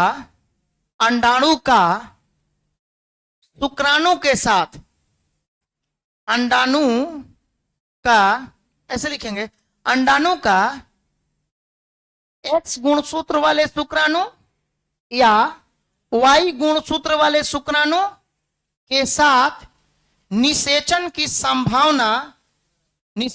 संभावना बराबर होता है। बस समझ में आया? यानी कि शुक्राणु, हम बोले हैं अंडाणु का एक्स गुणसूत्र वाले शुक्राणु या वाई गुणसूत्र वाले शुक्राणु के साथ निषेचन की संभावना, प्रोबेबिलिटी समान होता है। क्लियर है? बस इसके लिखने के बाद आप इसको उतार लीजिएगा। क्लियर? चलिए उसके बाद जो है next point, the sperm determines whether the offspring male or female. यानी इसका मतलब हुआ कि ये शुक्राणु ही डिटरमाइन करता है कि संतान नर होगा या मादा। क्यों? क्योंकि sperm has both type of sex chromosome, यानी कि शुक्राणु में दोनों ही प्रकार के लिंग गुणसूत्र, एक्स और वाई दोनों ही प्रकार के लिंग गुणसूत्र किसमें होते हैं? शुक्राणु में, स्पर्म में होता है, ओवम में थोड़ी होता है। ओवम ओवम में तो केवल एन एक ही एक्स ना होता है, तो वो तो कभी भी ये डिटरमाइन नहीं करेगा लड़का होगा या लड़की, लेकिन संतान जो भी होगा, संतान चाहे नर हो या मादा, इसका निर्धारण किसके द्वारा होता है? शुक्राणु के द्वारा होता है। तो इस बात को नोट पॉइंट में करके लिख लेना है। नोट पॉइंट में करके क्या लिखना है कि शुक्राणु, ये लिखना है नर अथवा मादा संतान, नर अथवा मादा संतान, संतान के नर अथवा मादा संतान का निर्धारण शुक्राणु के द्वारा होता है। बात समझ में आया? नर अथवा मादा संतान का निर्धारण किसके द्वारा होगा? शुक्राणु यानी स्पर्म के द्वारा होगा। क्यों स्पर्म के द्वारा होगा? क्योंकि स्पर्म में सर एक्स और वाई दोनों ही क्रोमोजोम होते हैं, लेकिन ओवम में केवल एक ही क्रोमोजोम होते हैं। तो जिसमें दोनों क्रोमोजोम होंगे, यानी जो हेटेरोगैमेटिक होगा, विषम युग्मकी होगा, वही नए संतान को उत्पन्न करने के लिए रिस्पॉन्सिबल होगा। मतलब संतान जो बनेगा वो नर होगा या मादा, उसके लिए वही रिस्पॉन्सिबल होगा। अब अंडाणु में एगो एक्स है, तो एक्स चाहे वो मतलब एक्स केवल, अरे अंडाणु में केवल एक्स है ना होता है, तो एक अकेले एक्स किसका निर्माण करने के लिए रिस्पॉन्सिबल है? किसी का भी नहीं। अब वो तो मेल के स्पर्म के साथ, अब वो मान लीजिए रिस्पॉन्सिबल मेल का स्पर्म है, कि अगर मेल का स्पर्म अपना एक्स को दिया, एक्स क्रोमोजोम वाले स्पर्म को दिया, तब एक्स एक्स मिलकर लड़की बना। तो ये कौन दिया है जी? ये स्पर्म दिया है। अगर स्पर्म ने वाई दिया, तब एक्स और वाई मिलकर लड़का बना। तो ये लड़की या लड़का का जो निर्माण हुआ, इसके लिए कौन उत्तरदायी हुआ? तो स्पर्म हुआ। आया समझ में? चलिए, ये बातें क्लियर हो गया। अब हम लोग यहां से आते हैं न्यू स्लाइड पे, और यह है हनी बी में, यानी मधुमक्खियों में लिंग का निर्धारण कैसे होता है। अब ये हमारा जो नया अगला टॉपिक जो है, ये मधुमक्खियों में लिंग के निर्धारण के बारे में हम लोग को पढ़ना है। बड़ी अच्छा पॉइंट है मधुमक्खी के बारे में। अब ध्यान से सुनेंगे। मधुमक्खियों में क्रोमोजोम का संख्या कितना होता है? 32 होता है। एक में 16 भी होता है। यानी कि एक हैप्लोइड ड्रोन जो होता है, दो तरह के, यहां पे हम लोग को याद रखना है, मधुमक्खी दो तरह के आप लोग पढ़ते होंगे। सर दो तरह नहीं, 3 तरह के पढ़ते होंगे। और एक बात और आप लोग को बताए थे, मधुमक्खियों में पार्थेनोजेनेसिस होता है, यानी अनिषेक जनन होता है। अनिषेक जनन का मतलब क्या हुआ? अनिषेक जनन का मतलब क्या हुआ? तो मधुमक्खियां जो होती है ना, वो बिना निषेचन के, जो फीमेल होती है इसका, उसको फर्टिलाइजेशन करने की जरूरतें नहीं है। वो बिना फर्टिलाइजेशन के अपने संतान की उत्पन्न कर देगी। उसको मेल का जरूरतें नहीं है। अगर मेल का जरूरत इसको नहीं है स्पर्म का निर्माण के लिए, तो फिर समझिए कि अकेले फीमेल ही अपने संतान का निर्माण कर सकती है, मेल का कोई आवश्यकता ही नहीं है। बस समझ में आए? अच्छा, अब यहां सुनिएगा जरा, इसको समझिए। पहले एक हेडिंग डालना है आपको,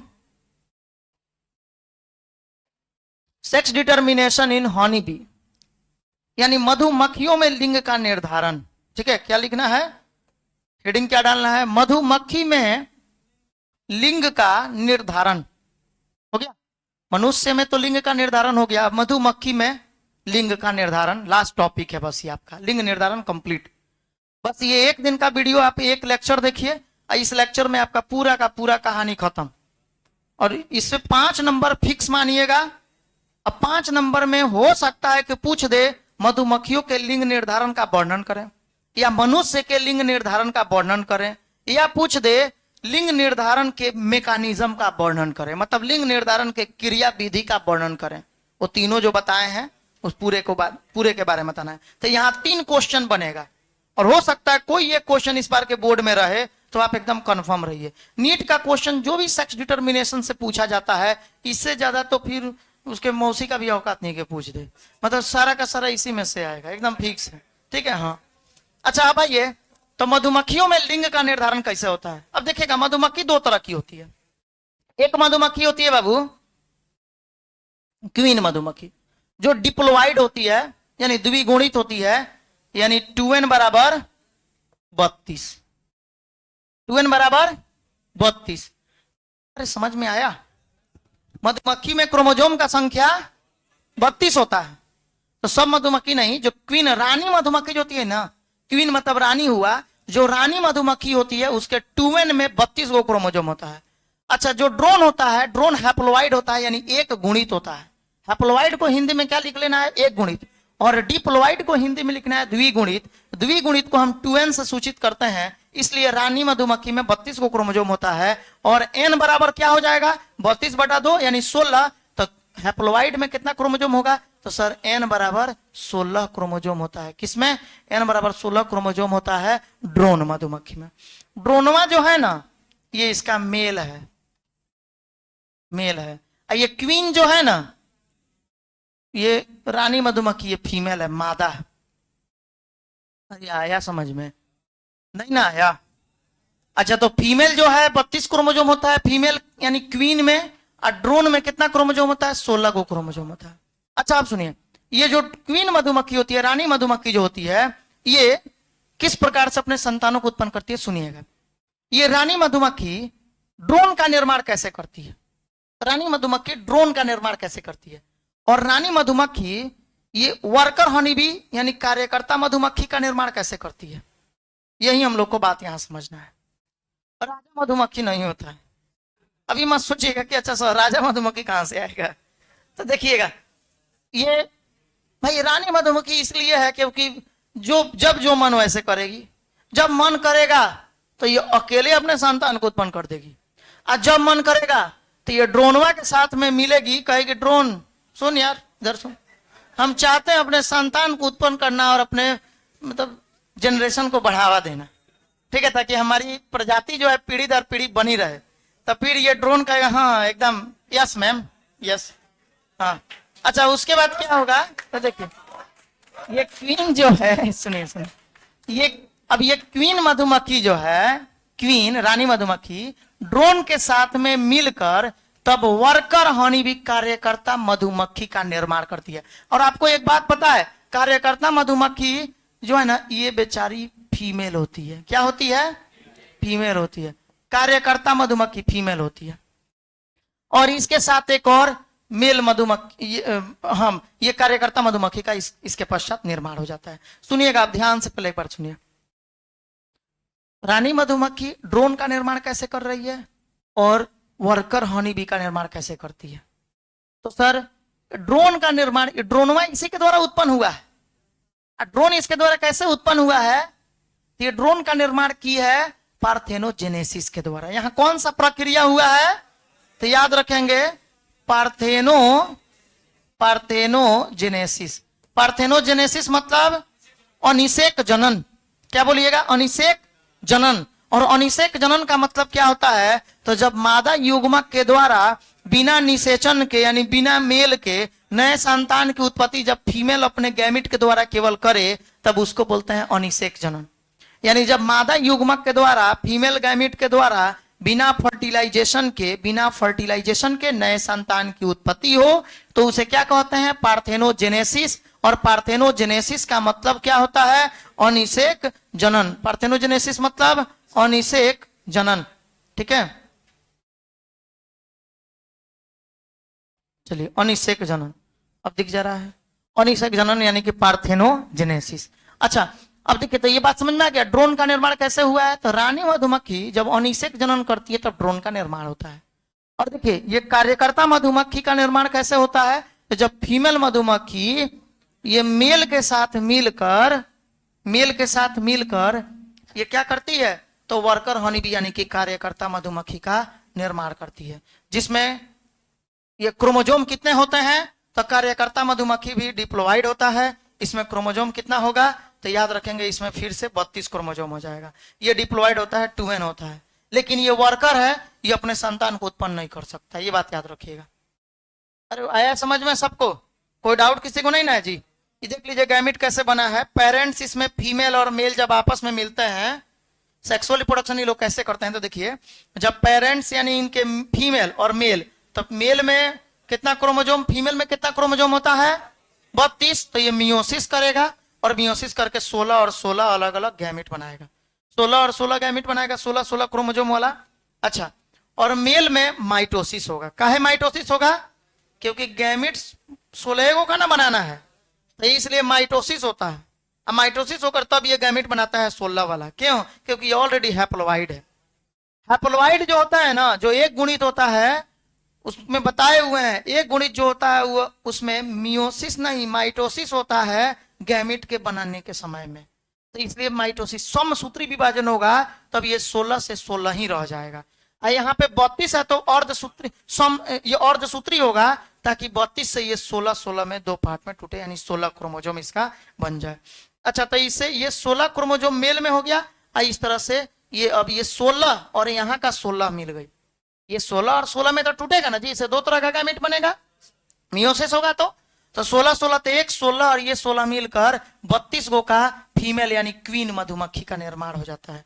क्वीन मधुमक्खी यानी रानी मधुमक्खी इस तरह से उत्पन्न होती है। ठीक है, और बाकी मेल एगो 16 जो बच गया, ये बेचारा फिर मेलवा रह जाता है, मतलब बन जाता है ड्रोन।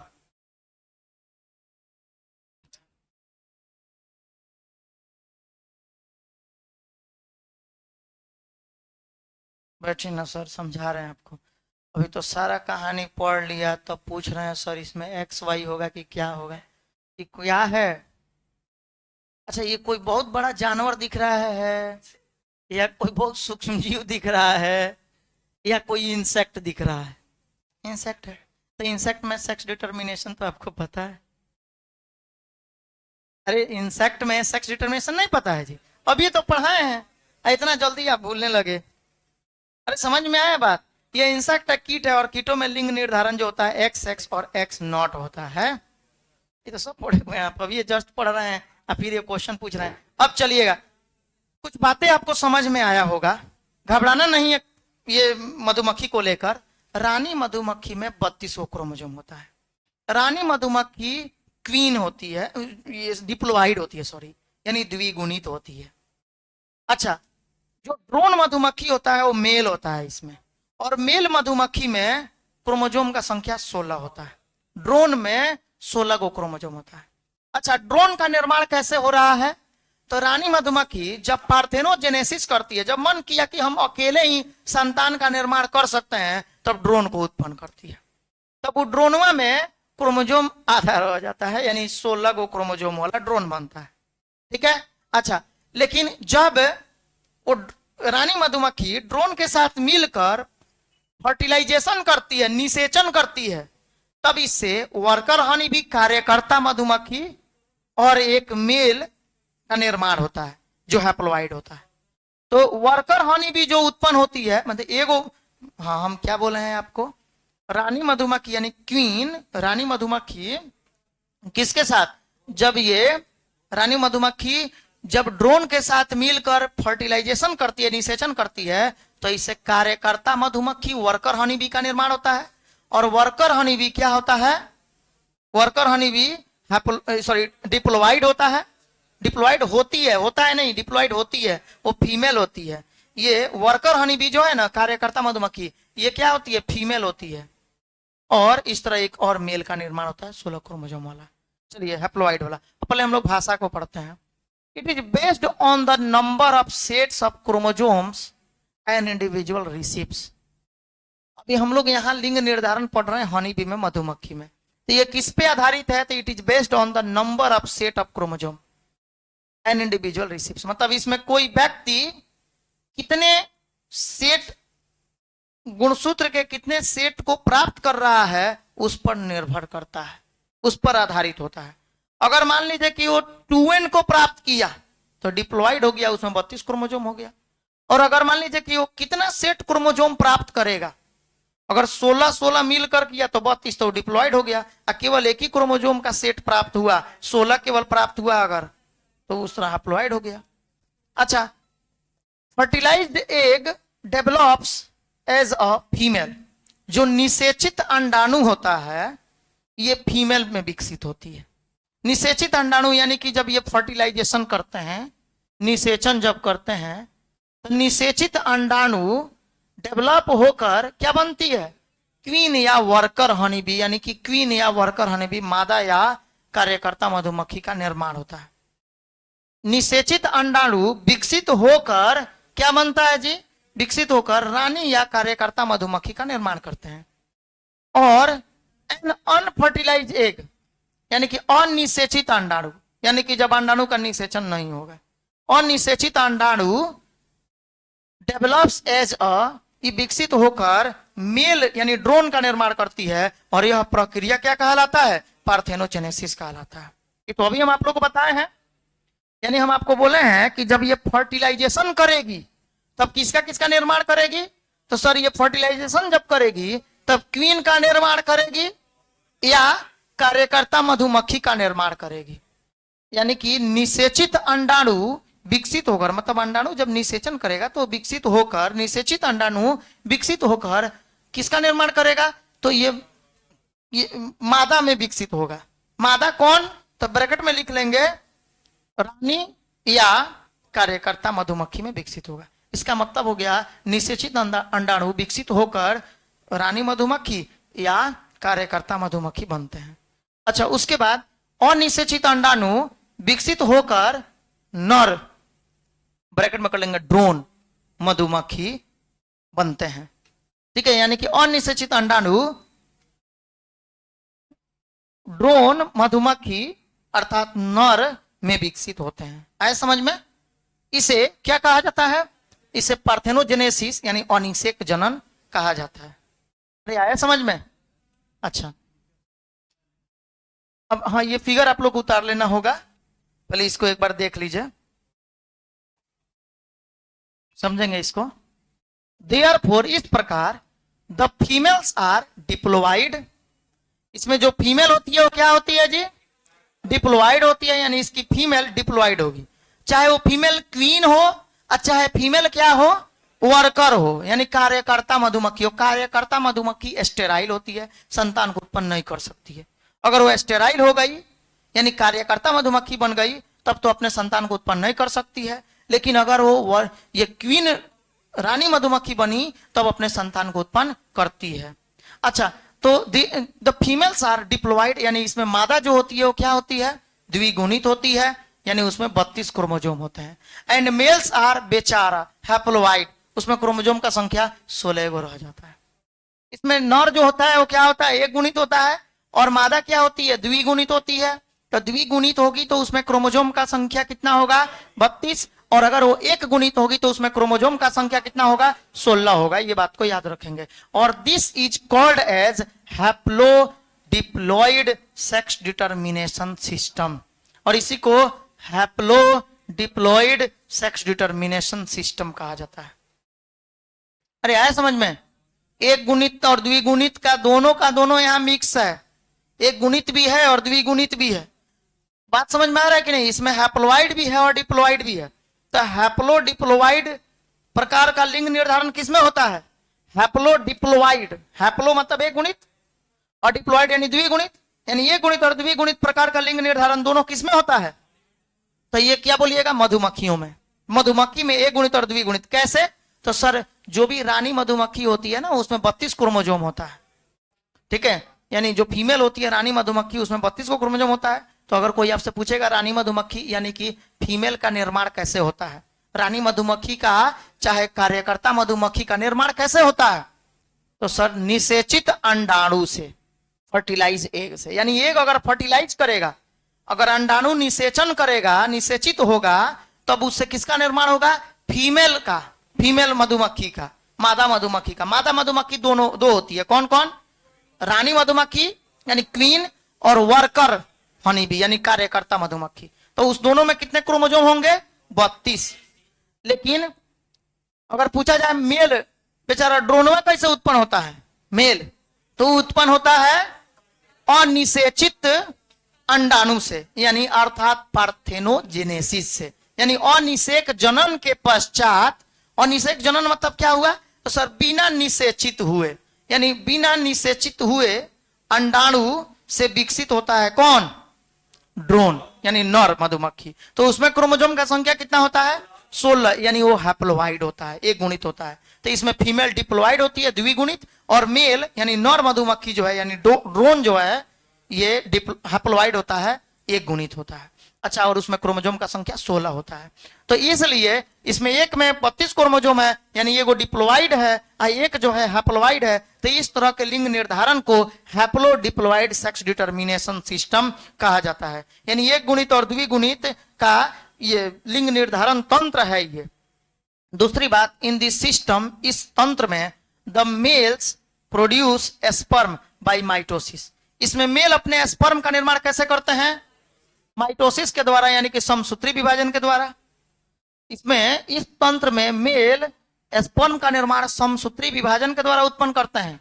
क्यों? क्योंकि सर स्पर्म में केवल और केवल एक ही सेट होता है क्रोमोसोम का, n बराबर 16, यानी मेल हैप्लोइड होता है। तो हैप्लोइड जब गैमिट का निर्माण करेगा तो गैमिट भी हैप्लोइड होता है, मेल भी हैप्लोइड है।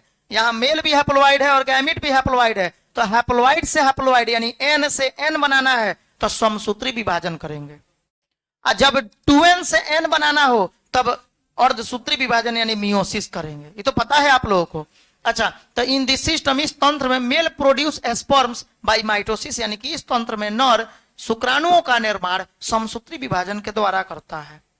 They do not have father, बेचारा के पास पिता नहीं होते, समझ में रहे, लेकिन ग्रैंड फादर होते हैं, इसके नाना होते हैं। देखिए सुनिए ना, अभी समझ में आ जाएगा कैसे इसके पिताजी नहीं है। इसके पिताजी नहीं होते हैं लेकिन इसके ग्रैंड फादर होते हैं, मतलब इसके माँ के पापा हैं, नहीं समझे? अरे इसके माँ के पापा हैं पर बेचारे का पापा नहीं है। क्यों? क्योंकि इसकी माँ ने पापा को खोजा ही नहीं। बात समझ में आया? हाँ, तो इस तंत्र में मेल माइटोसिस के द्वारा स्पर्म को बनाते हैं। दे डू नॉट है फादर, इनमें पिता, इनका पिता नहीं होता है। किसका? मेलवा का पिता नहीं होता है। काहे नहीं होता है? क्योंकि सर इसमें फीमेल तो अकेले ही ना पार्थेनोजेनेसिस के द्वारा ना बेचारे को उत्पन्न कर रही है। अच्छा, दे डू नॉट है फादर, और चलिए फादर नहीं है तो क्या हुआ भाई, हम लोग फादर बनने के लिए तैयार हैं। एंड दस कैन नॉट हैव सन, इस कारण से जब ये इसके पिता नहीं है तो इसके माता भी नहीं है। अरे मैंने मान लीजिए बेचारे का कोई पिता नहीं है तो आप पिता बनने के लिए तैयार नहीं होंगे उसका। बात समझ में आ रहा है कि नहीं? मैंने सहारा नहीं दे सकते हैं इसको। अच्छा, 10 इस प्रकार। अच्छा, जब उसके अपने पिता नहीं है तो ये भी अपने संतान को उत्पन्न नहीं कर सकता है। समझ में आया? इसके भी बेटा नहीं हो सकता। ये बात पता है ना आपको? क्योंकि आप तो कंडीशन जानते हैं कि सर ये अगर सेक्सुअल रिप्रोडक्शन करेगा तो फीमेल उत्पन्न होगी। अरे आया समझ में? अगर ये फर्टिलाइजेशन करेगा तो फीमेल उत्पन्न होगी। अब फीमेल चाहेगी तो बिना निषेचन के इसको उत्पन्न करेगी, मतलब मेलवा को उत्पन्न करेगी। तो मेल का कभी बेटा हो सकता है? तो मेल मधुमक्खी का बेटा नहीं हो सकता है और पिताजी नहीं हो सकते हैं। लेकिन हाँ, इसके ग्रैंड फादर यानी नाना जी इसके हो सकते हैं। क्यों नाना जी हो सकते हैं? क्योंकि क्वीन मधुमक्खी जिस ड्रोन के साथ में मिलकर संतान को उत्पन्न किया होगा, मैंने समझिएगा। देखिए हम लोग को यहाँ मतलब है इसके माता कहां से उत्पन्न हुई है, तो इसकी माता उत्पन्न हुई है क्वीन मधुमक्खी, इसकी माता हुई। ठीक है, क्वीन मधुमक्खी जो है ये ड्रोन के साथ मिलकर जब फर्टिलाइजेशन करेगी तब इससे क्या बनेगा? वर्कर हनी भी चाहे क्वीन मधुमक्खी बनेगी। अब ये क्वीन मधुमक्खी इसकी माँ हो गई जो इसको उत्पन्न कर रही है। तो इसके नाना तो है ना जी, लेकिन इसके ड्रोनवा इसके नाना है लेकिन इसके अपने पिता नहीं है। अच्छा, but have a grand father and can have grand son, और इसके ग्रैंड सन भी हो सकता है। ठीक है, अच्छा आप सुनिए, ये हम लोग का पूरा स्लाइड हो गया। अब इसको पहले हम लोग को समझना है। हाँ बता देते हैं, 1 मिनट रुकिए।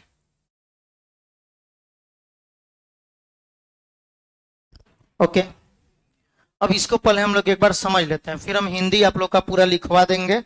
पहले हम लोग इसके मैकेनिज्म को एक बार समझ लिया जाए। ठीक है, मधुमक्खी के मैकेनिज्म को पहले हम लोग को समझना जरूरी है। अच्छा टॉपिक है ये।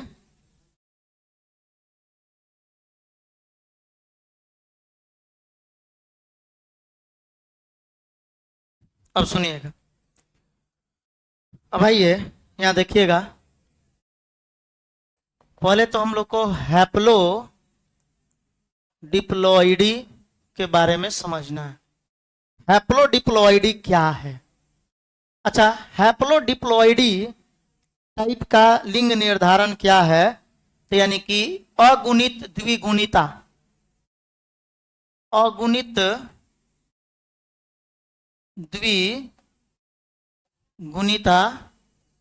अगुणित द्विगुणिता लिंग निर्धारण, ये क्या है? यानी हैप्लोडिप्लॉइडी या हैप्लोडिप्लॉइड। अच्छा, आप सुनिएगा, इसमें हम लोग जानते हैं जो ड्रोन होती है, जो ड्रोन होती है, जो ड्रोन होता है,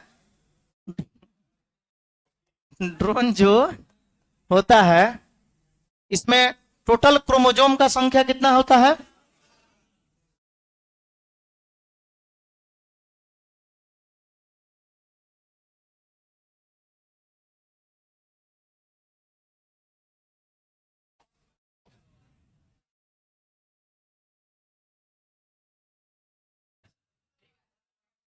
ठीक है। अच्छा,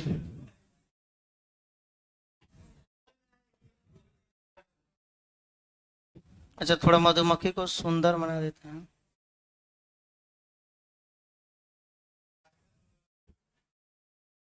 अच्छा सुनिए, ये मान लीजिए कि मधुमक्खी है। अच्छा, ये मधुमक्खी में ये ड्रोन है, और आपको तो पता है ड्रोन क्या होता है?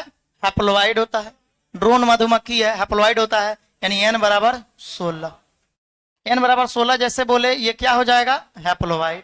हैप्लोइड मतलब एक गुणित, चाहे इसी को कहते हैं अगुणित, अगुणित या एक गुणित। अच्छा, आप देखिए, एक तरफ में हम क्वीन मधुमक्खी को लेकर आते हैं। क्वीन, क्वीन मधुमक्खी यानी रानी मधुमक्खी। रानी मधुमक्खी जो है, ये मान लीजिए कि रानी मधुमक्खी है।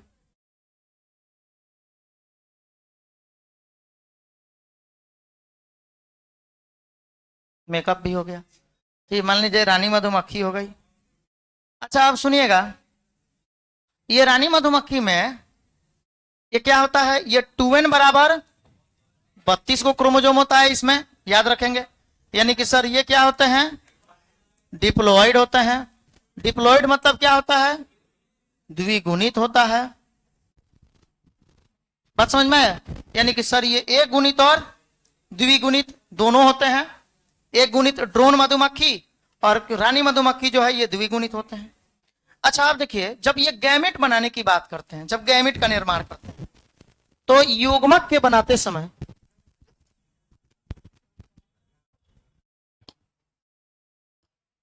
गैमेट के बनाते समय इससे जब गैमेट बनेगा तो इसमें कौन सा विभाजन होगा? माइटोसिस। ये बातें आप सबको पहले से भी हम समझाए हुए हैं बाबू। समसूत्री विभाजन हम वहां कराते हैं जहां हमें क्रोमोजोम में कोई भी बदलाव नहीं चाहिए। अगर हमें गुणसूत्र में कोई भी बदलाव नहीं चाहिए तब वहां हम समसूत्री विभाजन करते हैं, लेकिन जहां हमें गुणसूत्र में बदलाव चाहिए वहां हम अर्धसूत्री विभाजन करते हैं। तो यहाँ समसूत्री विभाजन क्यों? क्योंकि ये बेचारा खुदे एन है 16 एन। हमको गैमेट बनाना है, तो गैमेट बनाते समय हम जब गैमेट बनाएंगे तो गैमेट ऑलरेडी आधा ही उसमें क्रोमोजोम हो जाता है, मतलब उसमें 16।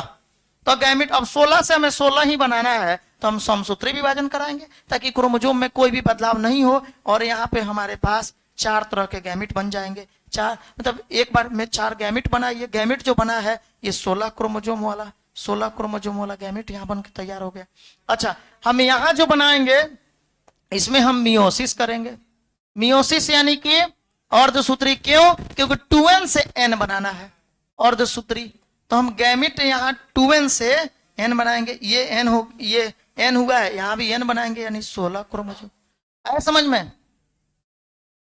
यानी ये हमें गैमेट बन गया 16 क्रोमोजोम, 16 गुणसूत्र वाला, और ये भी 16 क्रोमोजोम वाला, 16 गुणसूत्र वाला। समझ में आया क्या? 16 क्रोमोजोम वाले, 16 क्रोमोजोम वाले गैमेट को हम लोग गैमेट भी बना दिए, युग्मक बना दिए। अब युग्मक बनाने के बाद ये दोनों अब आपस में मिलेंगे, फ्यूजन होगा, और 16 और 16 ये दोनों मिलकर 32 को क्रोमोजोम बना लेंगे, यानी ये बन जाएंगे जाइगोट। अभी पहले हम लोग यहाँ लिखते हैं, क्या बनाएंगे इससे जी? जाइगोट बनेगा। ये मेल गैमीट और फीमेल गैमीट आपस में जब मिलेंगे तो क्या बनेंगे इससे? अरे कुछ समझ रहे हैं बात को? यहाँ क्या था? ड्रोन था। ड्रोन क्या होता है? ड्रोन मेल होता है सर, ड्रोन मेल होता है। और क्वीन क्या होती है? क्वीन फीमेल होती है, यानी मादा होती है। तो यहां जो बना है ये क्या बना है सर? इससे बना है मेल गैमिट। मेल गैमिट मतलब नर युग्मक। और यहां क्या बना है? यहां क्या बना है जी? Female gamete. फीमेल गैमिट मतलब, फीमेल गैमिट मतलब मादा युग्मक। यहां मादा युग्मक बना है। तो अब देखिए ये ड्रोन जो है, ड्रोन मेल गैमिट है, इससे एक क्रोमोजोम बना, यानी इससे गैमिट जो बना है समसूत्री विभाजन के द्वारा बना है मेल गैमिट। और यहाँ रानी मधुमक्खी से मियोसिस यानी अर्धसूत्री विभाजन के द्वारा मादा युग्मक बना है, ठीक है, फीमेल गैमिट। अच्छा, अब ये नर युग्मक और मादा युग्मक दोनों आपस में जुड़ेंगे। दोनों आपस में जुड़कर फिर क्या बनाएंगे? इससे बनेगा जाइगोट, यानी इससे बनेगा युग्मनज। अच्छा, ये युग्मनज दोनों में विकसित होगा, किसमें किसमें? तो सर ये युग्मनज जो है ये विकसित होकर ये worker honey bee, worker honey bee और ये क्वीन, क्वीन हनी बी में विकसित होगा। क्वीन हनी बी में विकसित होगा।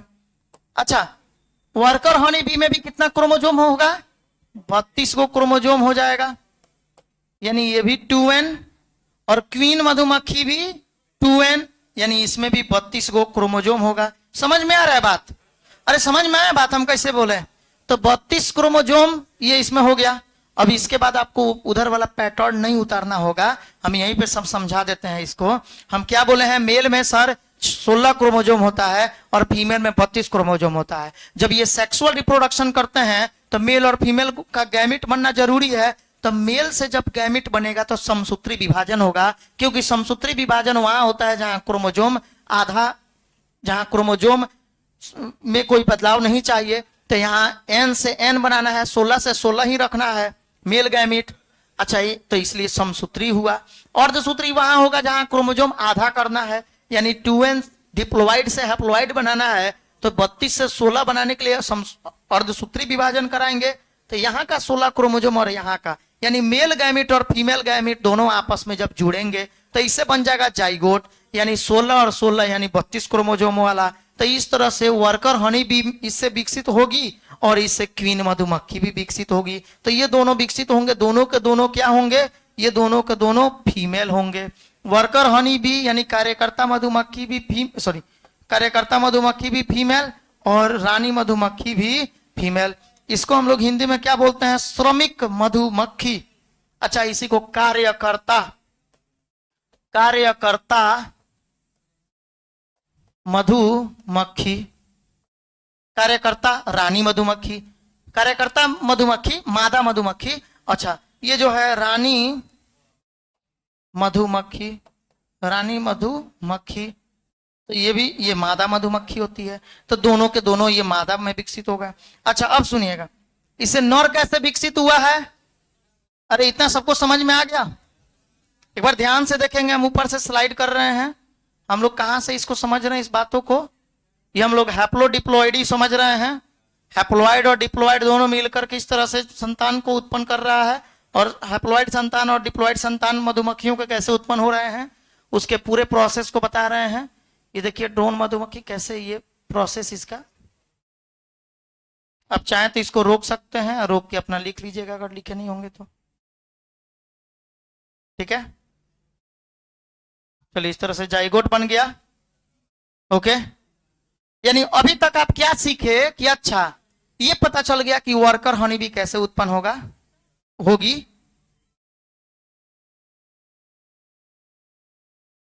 हाँ, दोनों में फर्क बस इतना होगा कि ये कार्यकर्ता मधुमक्खी जो होगी ये स्टेराइल फीमेल हनी भी होगी, यानी ये नपुंसक मादा। अभी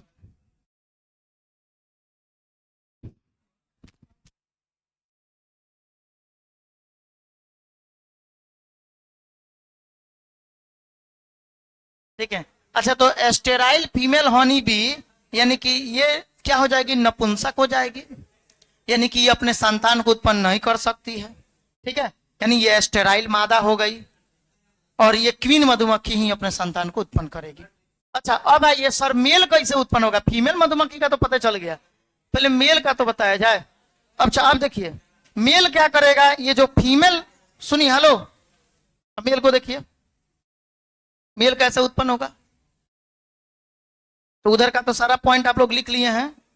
अब देखिए, अब ये जो फीमेल मधुमक्खी जो थी यानी क्वीन, अब ये पार्थेनोजेनेसिस करेगी।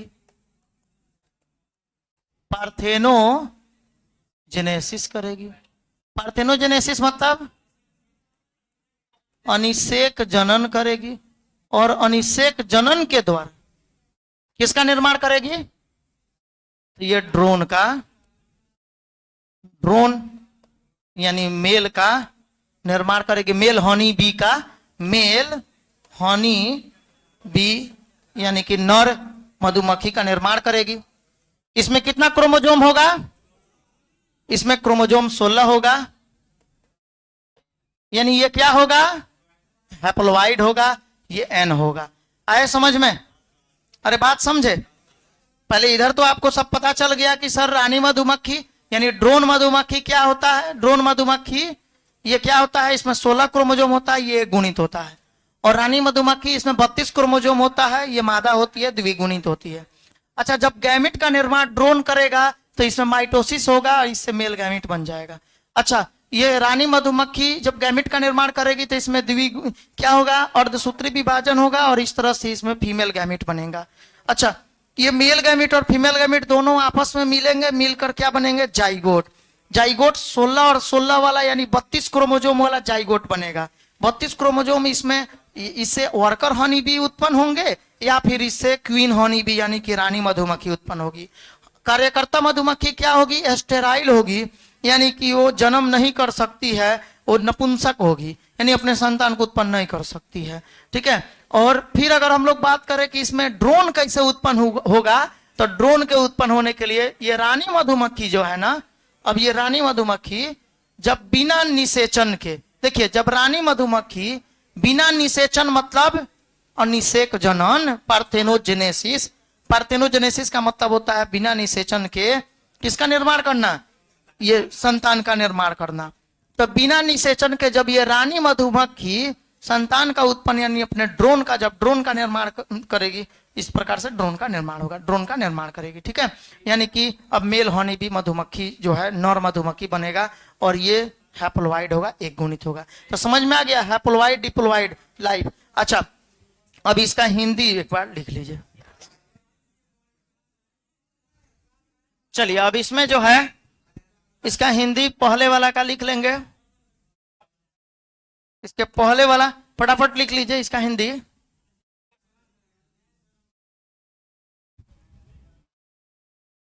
चलिए, इसका हिंदी लिख लेंगे।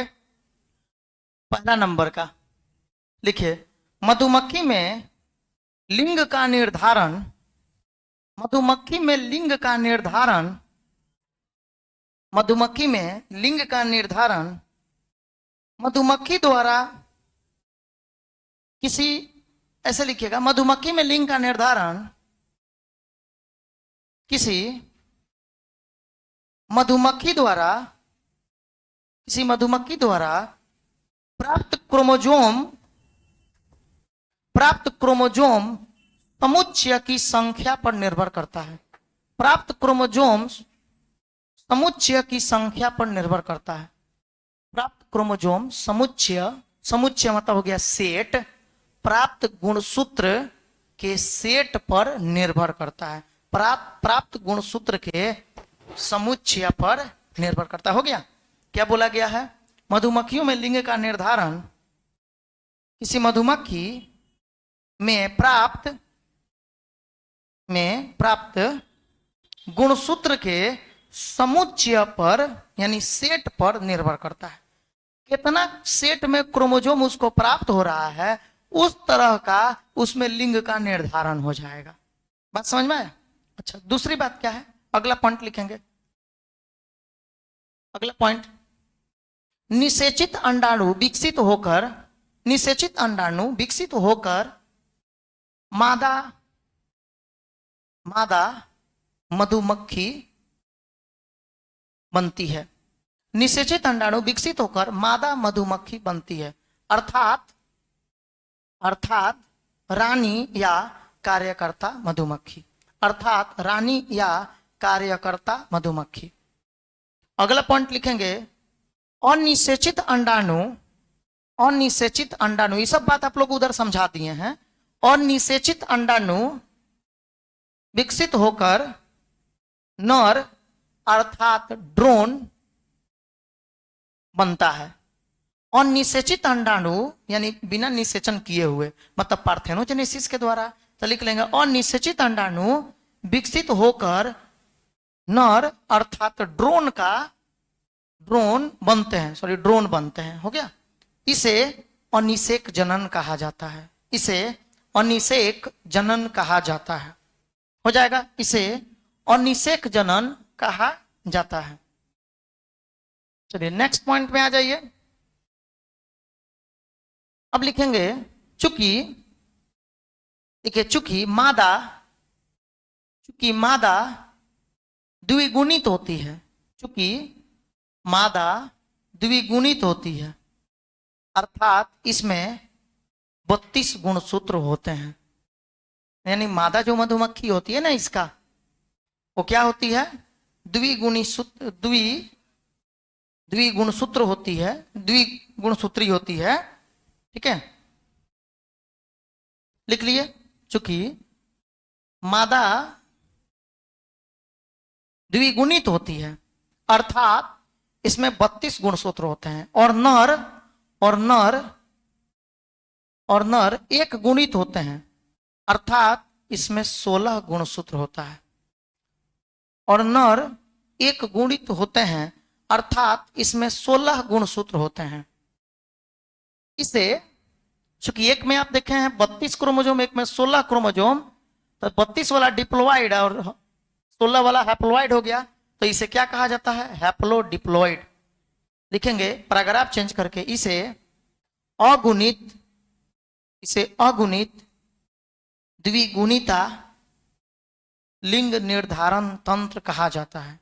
इसे अगुणित द्विगुणिता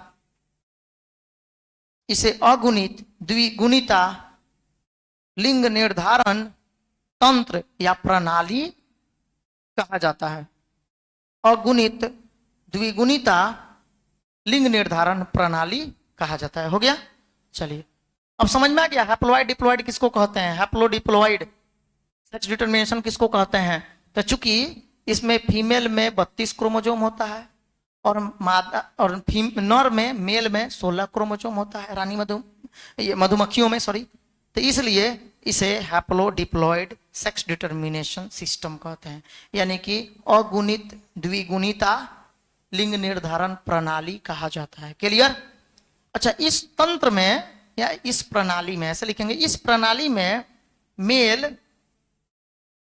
मेल अपने युग्मकों अर्थात शुक्राणु का निर्माण समसूत्री विभाजन के द्वारा करते हैं। इस प्रणाली में नर अपने युग्मकों अर्थात शुक्राणु का निर्माण समसूत्री विभाजन के द्वारा करते हैं। उसके बाद इनके पिता नहीं होते, और इस प्रकार इनके बेटे भी नहीं हो सकते हैं। ये सारा कहानी आपको समझाए हैं। इनके पिता नहीं होते, इस प्रकार इनके बेटे भी नहीं हो सकते हैं, लेकिन इनके नाना ग्रैंडफादर, नाना यानी इनके माँ के पिता, इनके नाना और ग्रैंडसन यानी पोता हो सकता है, पोते हो सकते हैं, बात समझ में। लेकिन इनके नाना और पोते हो सकते हैं, ठीक है। चलिए, तो ये कहानी हम लोग का कंप्लीट हो गया। अब एकदम ध्यान से समझ लीजिएगा, जितना बात हम आप लोग को ये बताए हैं वही कहानी यहाँ आप सबको याद रखना है। जितना ये ड्रोन के बारे में आपको बताएं, हैप्लो डिप्लॉयडी, यही मेन है। भाषा तो आप खुद से बता सकते हैं, पहले इसको याद अगर कर लें कि ड्रोन मधुमक्खी कैसा, ड्रोन मेल होता है, उसमें 16 क्रोमोजोम, रानी मधुमक्खी में 32 क्रोमोजोम फीमेल होती है। अच्छा, तो ये मेल गैमेट का निर्माण समसूत्री विभाजन के द्वारा करता है और इस प्रकार इसके मेल गैमेट का निर्माण होता है, और फीमेल अर्धसूत्री विभाजन के द्वारा फीमेल गैमेट का निर्माण करती है।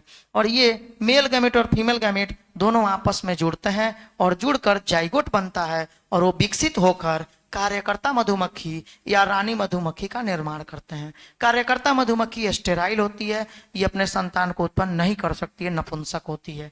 ठीक है, और ये मादा मधुमक्खी दोनों के दोनों हैं। लेकिन अब बात आता है कि मेल यानी ड्रोन कैसे बनता है, तो रानी मधुमक्खी बिना निषेचन के यानी पार्थेनोजेनेसिस प्रक्रिया के द्वारा ड्रोन यानी मेल हनी बी का यानी नर मधुमक्खी का निर्माण करते हैं, जिसमें 16 क्रोमोजोम होता है, यानी कि ये गुणित होता है।